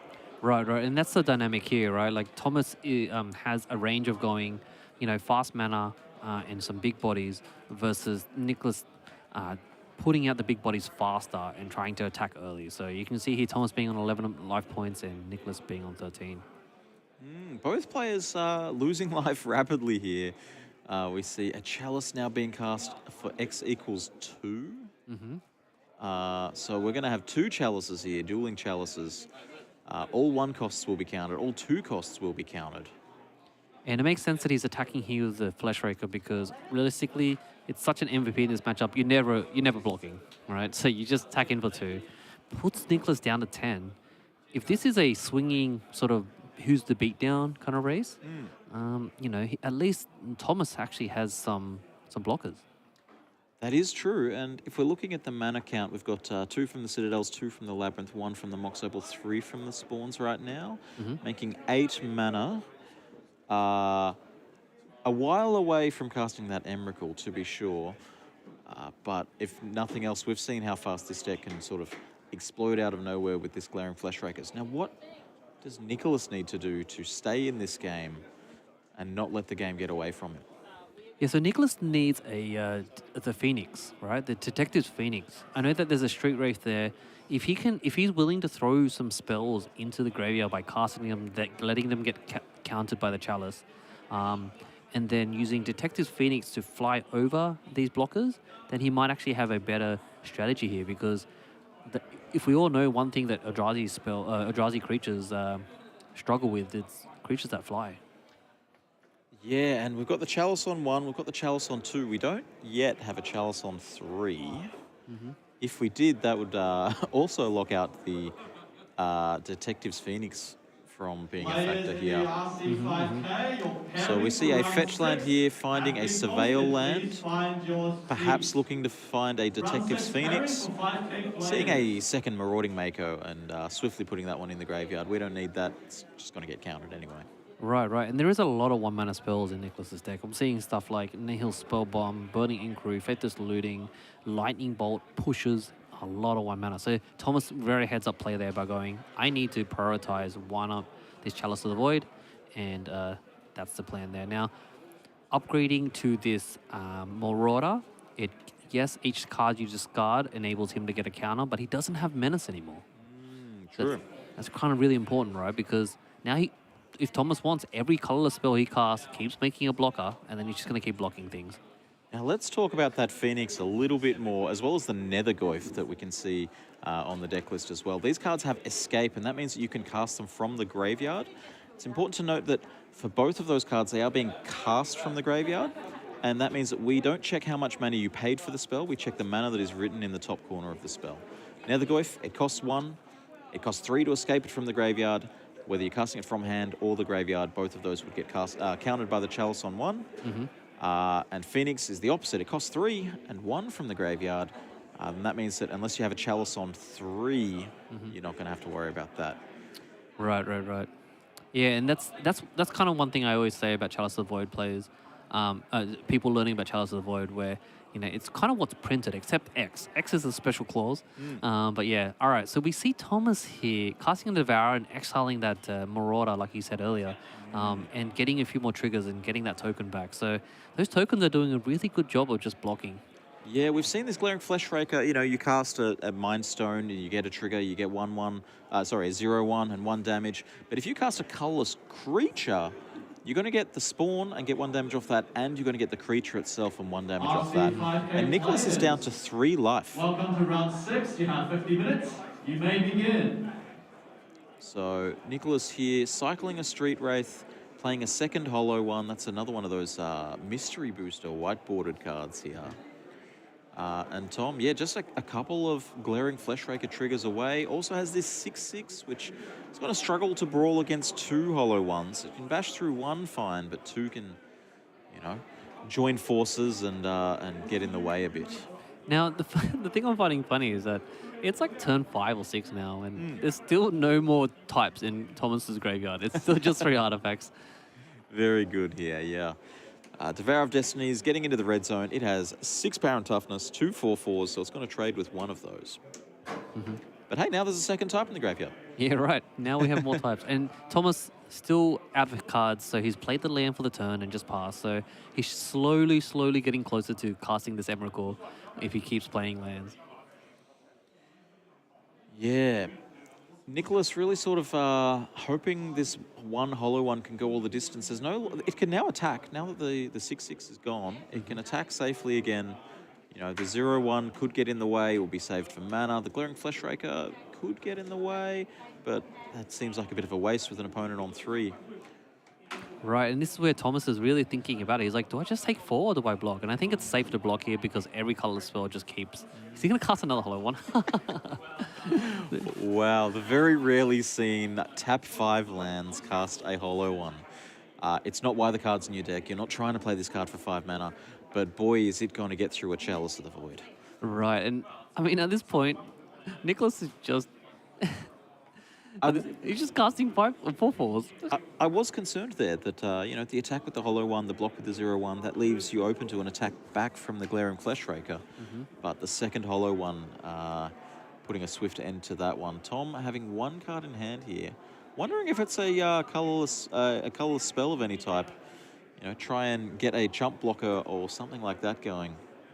Right, I think he's passing. So potentially, maybe it's a Kozilek's command. Nah, if it's Kozilek's command, your opponent's tapped out. You're just slamming that right there. Right, true. Make yeah. some 0/1s. You only need 3 damage across. Yeah, I think what he's thinking, I think Thomas, what he's thinking is that he can't kill him with Lightning Bolt, right? Because there's a Chalice on 1 and a Chalice on 2, right? So he's just like, okay, I can technically just take 8, go to 1, and Sure. you know, and not matter. Because I don't think he wants to block the Fleshraker. Fleshraker is currently how he's going to win. Wow, he's attacking with only 1. Yeah, I would take 4 here. And I keep mentioning it, but this has been an open decklist tournament, and that means that Tom knows there's no cheeky, you know, fireballs, X spells, something fancy. Tom knows exactly every card in Nicholas's decklist here and knows that there isn't any risk to going to 1 here. So we're going to be tapping this Mox Opal for mana and casting a second Mox Opal here. Casting trigger, get an Eldrazi spawn again, take 1, go to 2. A lot of times today we have seen... That's Kozilek command. Off the top. A lot of times today we've seen Mox Opals replacing Mox Opals here. And we see Kozilek's return. Tom choosing some modes, saying I'm going to trigger this Glaring Fleshraker for casting this spell.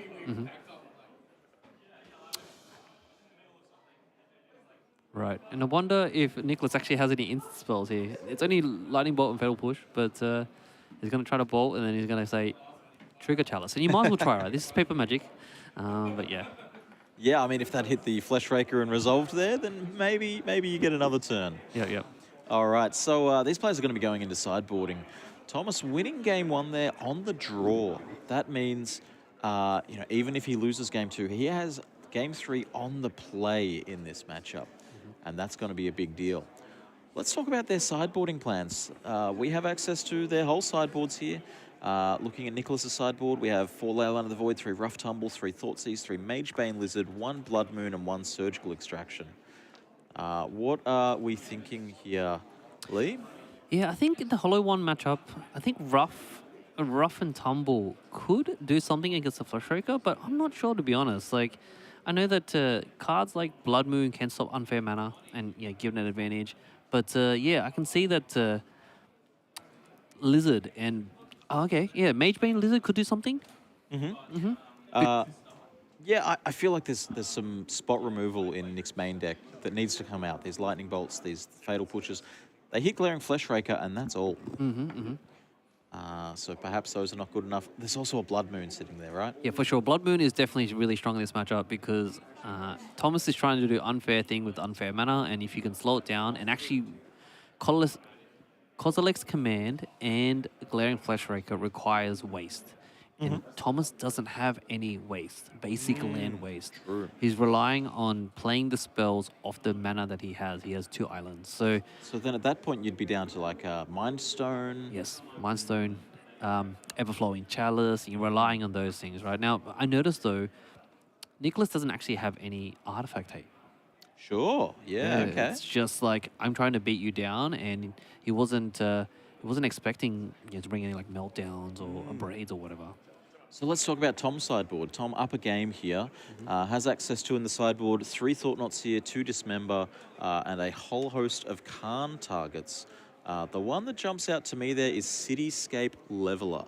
Yeah, I mean, it is a big threat. It is quite something like it's much bigger than anything that Nicholas can handle, right? Like it's an 8/8 with trample that also if it gets killed or destroyed somehow, it can be unearthed and come back with haste. So it is destroying all the biggest things. It also destroys things like Blood Moon, Hollow One, flying creatures if need be, right?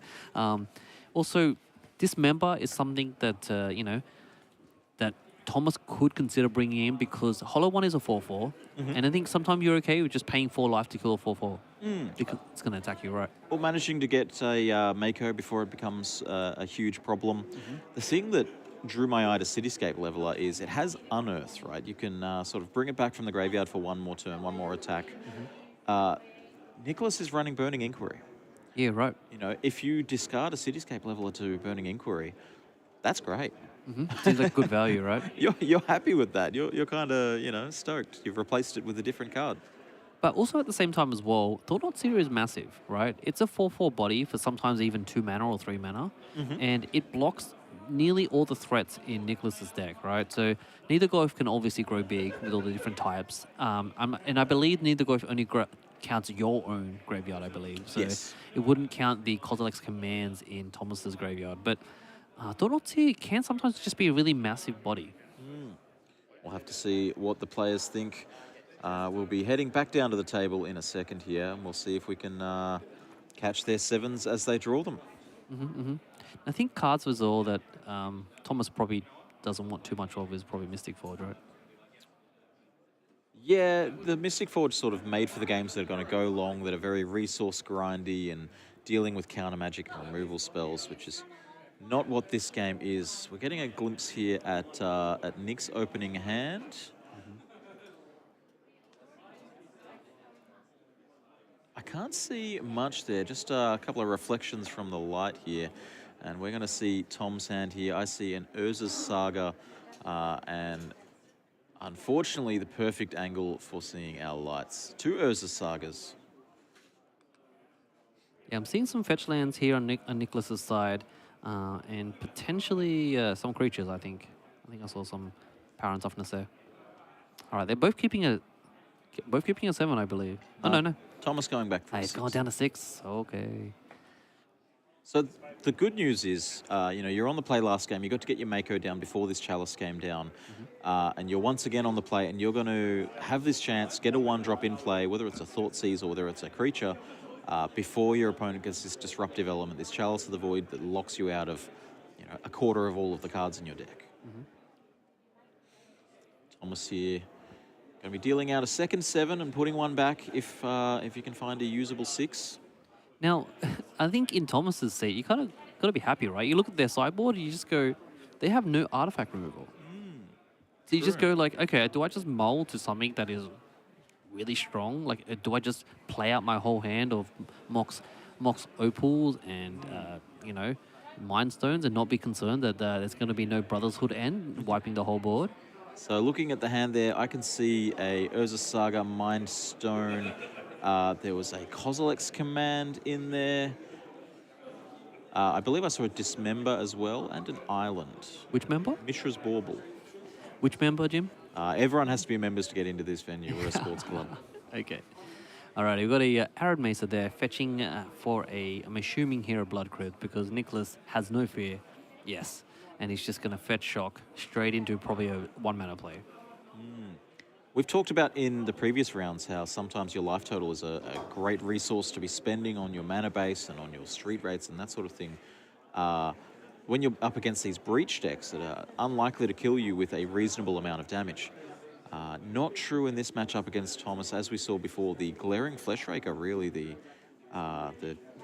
getting you down one life at a time. We see a turn 1 Marauding Mako again from Nicholas.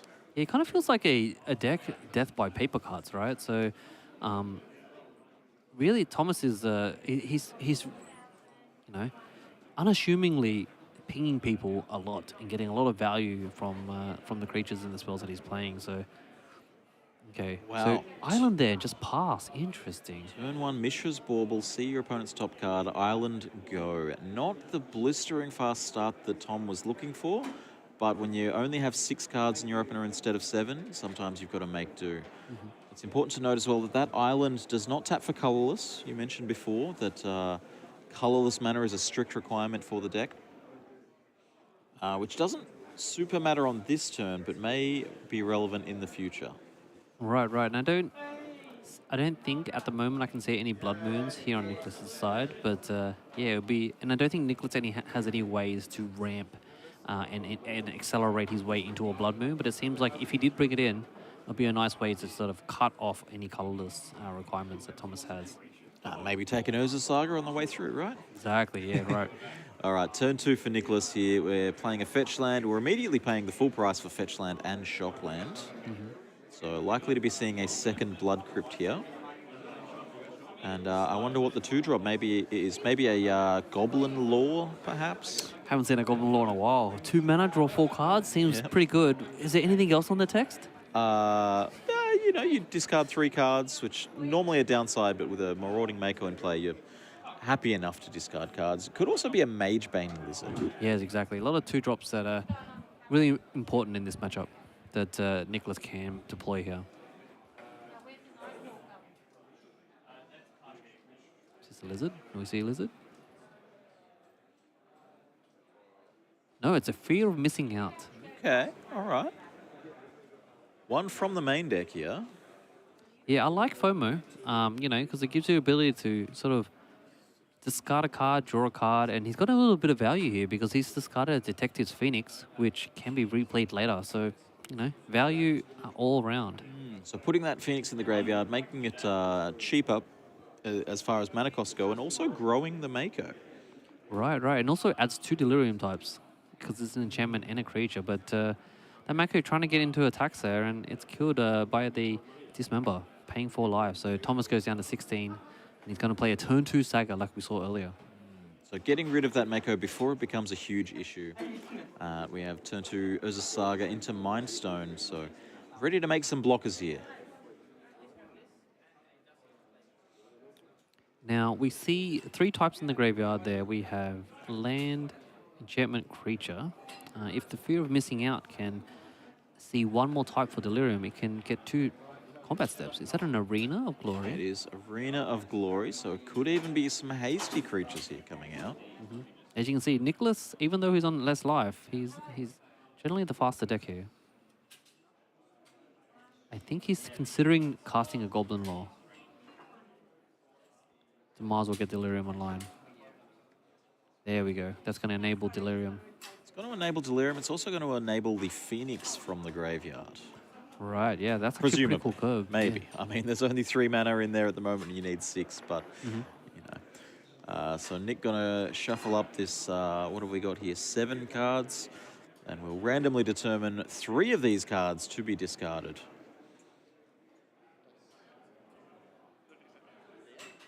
The 4th card in the row discarded, and maybe they can use a dice for the rest. 1. Nice. And 1 more card. I love how they're not revealing the cards. They're going to reveal it all at once. Yep, give us all the information to deal with at once. Okay, that is a Thoughtseize, another Mako, and a Burning Inquiry. And you can see how the... is that another god? Thoughtseize. Thoughtseize, I believe. We can see the power of what Chalice of the Void did last game compared to what it is doing now. You're correct, actually. That is a Nethergo, if not a Thoughtseize. Yeah, I remember my Theros art. The guy disintegrating. The Thoughtseize is actually still in Nicholas's hand. Oh, there we go. Oh, wow. Yes, we can see that.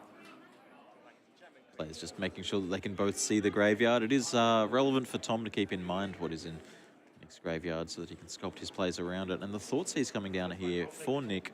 So we're going to see all of the information. Kozilek's Command, 2 Mox Opals. There's 2 Kozilek's commands. 2 Wow. opals. 2 pair. 2 pair, yeah, right. I mean, Thomas is already... I guess he's hoping... Yeah, he needs a land drop. Because he can't... Oh, wait, he can cast Kozilek's command. No, he can because of the Mox Opal. So technically he can make some constructs next turn if he wants because he's got that, you know, Mind Stone in play, right? Yeah, so the Mox Opal not online right now. Would need the Mind Stone to tap. little short on colorless sources. There's only the Saga and the Mind Stone right this second. The Mox Opal doesn't tap for colorless mana. So in a world where in 2 turns' time this Urza Saga has left the battlefield, we could see a situation where Tom only has access to 1 colorless mana. I'm going to take that all back here. Because he's just drawn the Ugin Labyrinth, which I'm assuming he can't imprint unless he's magically drawn a 7-drop in his Correct. hand. We know the rest of the hand being Yep. 2 Mox Opals and a Kozilek's Command. Now, this Fear of Missing Out is actually a 2-3, so I think Thomas should be playing the Mox Opal to make a construct and then block it with, as a 3-3. That only matters if this Fear of Missing Out doesn't have flying somehow, though. If it was to get picked up by the spirit of a phoenix, perhaps rising from the graveyard. Yeah, that's true, that's true. But in that case, you just like kill it with that Kozilek's Command, right? All right, so Nick playing a Surveil Land from hand.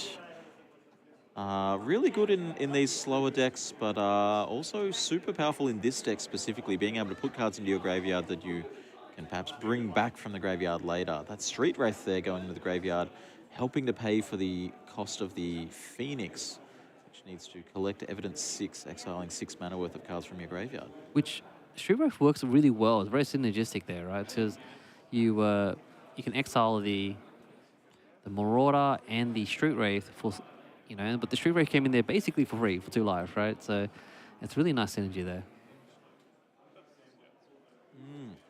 So we're seeing here the Phoenix is being bestowed from the graveyard here and attached to the Fear of Missing Out.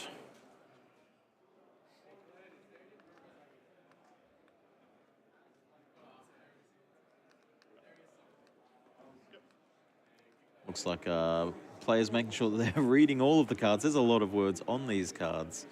And a Kozilek's Command coming down. X equals 2 here. So we're choosing remove the creature and what? Make 2 spawns or preordain? Probably Don't Scry want 2, preordain, yeah. Scry 2, draw a card. I saw a Khan and an Eldrazi Temple, I believe. I wonder if the players realize that he's getting an extra combat step, because that Phoenix has haste. Yeah, very niche situation here. Because like he already declared the attack, right? Yep. Yeah. So I don't know, but we're on the cast here, so I guess I didn't realize. Oh no, they're still scrying. Okay. Is there still Delirium? Surely there is, right? Land, creature, sorcery. Maybe not actually, yeah, because the Maybe Phoenix is not. out. Yeah, you're right. Yeah. There's just a land, creature, sorcery. You're right. There's no instant there. I don't know. We can't see the full graveyard, but yeah. All right, he's gonna make a construct here, and then what? Oh wow, he has the main deck Soul Guide Lantern. Ooh. I mean, it's game 2. It doesn't even have to be main deck, but You're right. Soul Guard Lantern. Do you get that, or do you just get a Shadow Spear? True. Shadow Sphere. Yeah, you just equip the Shadow Sphere and attack back, Yeah, right? this Because construct currently a 3/3. We're going to get any artifact here and put it in and be a 4/4. And then if we attach, it's going to be a 5/5 with lifelink and trample. yeah, I mean, you can't like lightning bolt twice. Oh, he's thinking about it, but I think a construct just beats a if you Soul Guide Lantern. Like you're right, he's getting the shot. He's just gonna beat down. It is a Wow. It is a who's on the beat down. And at this point, once that Shadow Spear is in the battlefield, it's too late for Nicholas to Lightning Bolt. If there was one in hand, once that Shadow Spear is in play, that construct is a 4/4. Which, wow, and it's kind of really nice that very climatic that he showed the Soul Guide Lantern. He was thinking about it, and he's like, no, I'm going to get the Shadow Sphere. And once again, open deck lists. Nick knows what's in the deck. And we haven't seen any crazy madness from Nicholas' side here, where a lot of the drawing and discarding, playing unfair hollow ones. We've actually seen a pretty fair game from Nicholas's side of the deck here. So the players are counting up for Delirium here and for the Nethergoyf, making sure that they both know how big this creature is. Our information says that it is a 3/4.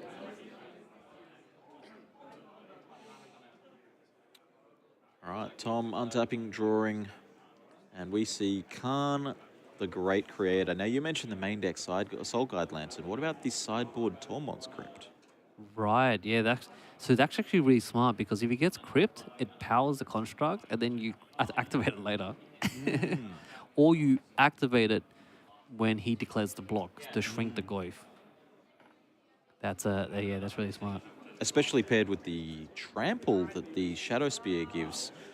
Blocking with this Nethergoyf is just not an option here now. Yeah, you don't want to get 2 for 1, right? So this is 1, 2, 3, 4, 5 artifacts plus 1 from the Shadow Spear. This is a 6/6 trample lifelink. Yeah, 6/6 trample lifelink. That's crazy. That's the power of Modern Horizons, right? He just took it. He's back to 18.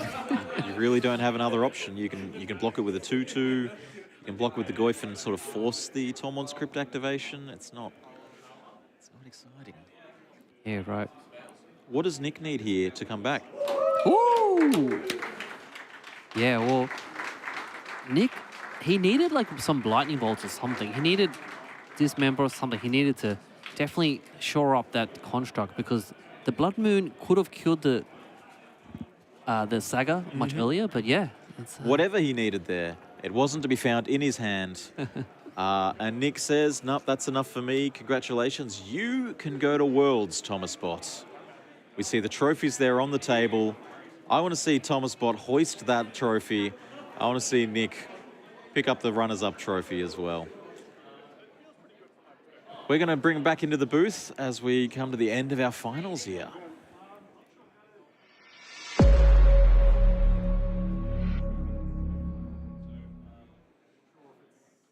Welcome back after the final of Regional Championship 8 here at Sydney, Australia.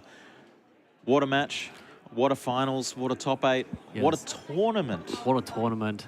Some of the best players all in the room playing for Regional Champion 8 after one of the biggest unbannings in Modern coming into this. And we have a Fringe deck coming out as the finalist winner. 2 copies in the whole room. 2 copies in the whole room and they both make top 8. One of them made top 8, one of them made top 1. Top 1, the winner, they won. Go Team Brown. Well, that's the end of the final coverage, at least. We're going to see if we can convince the winner to come over here, have an interview, get that shiny trophy on the camera, see what he has to say about his deck and his path through the championship. But until then, I'm Jim Dowling, Lee Hung Nguyen. We've had a blast covering Regional Championship 8. Yep. And we'll be back soon with more content.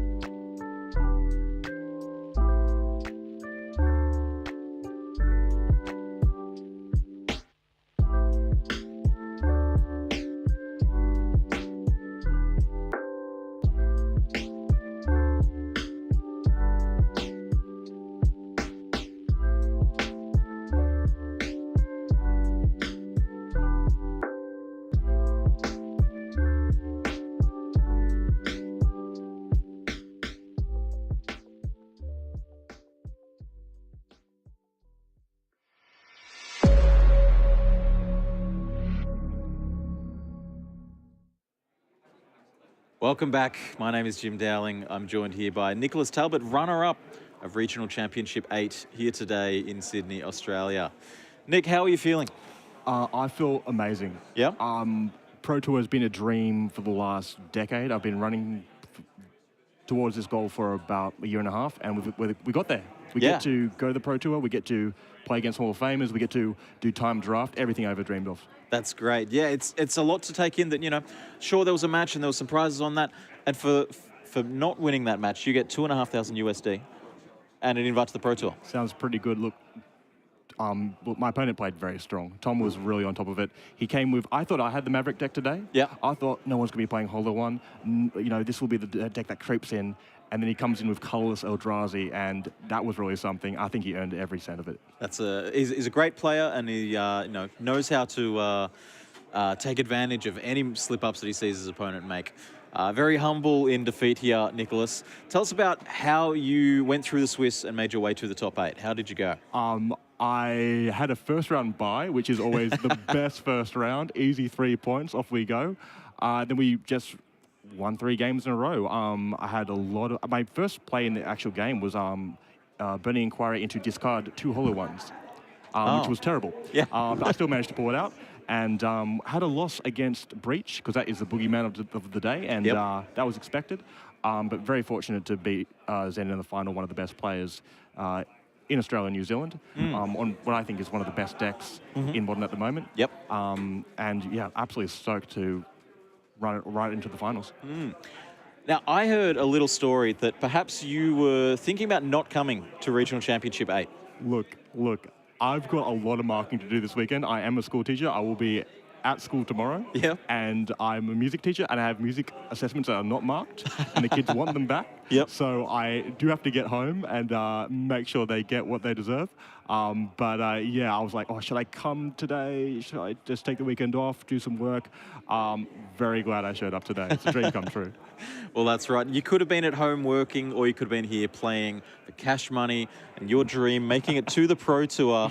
Congratulations, Nick. Thank you so much. I really No worries. appreciate it. We'll be back shortly with an interview with the winner, Thomas Bott.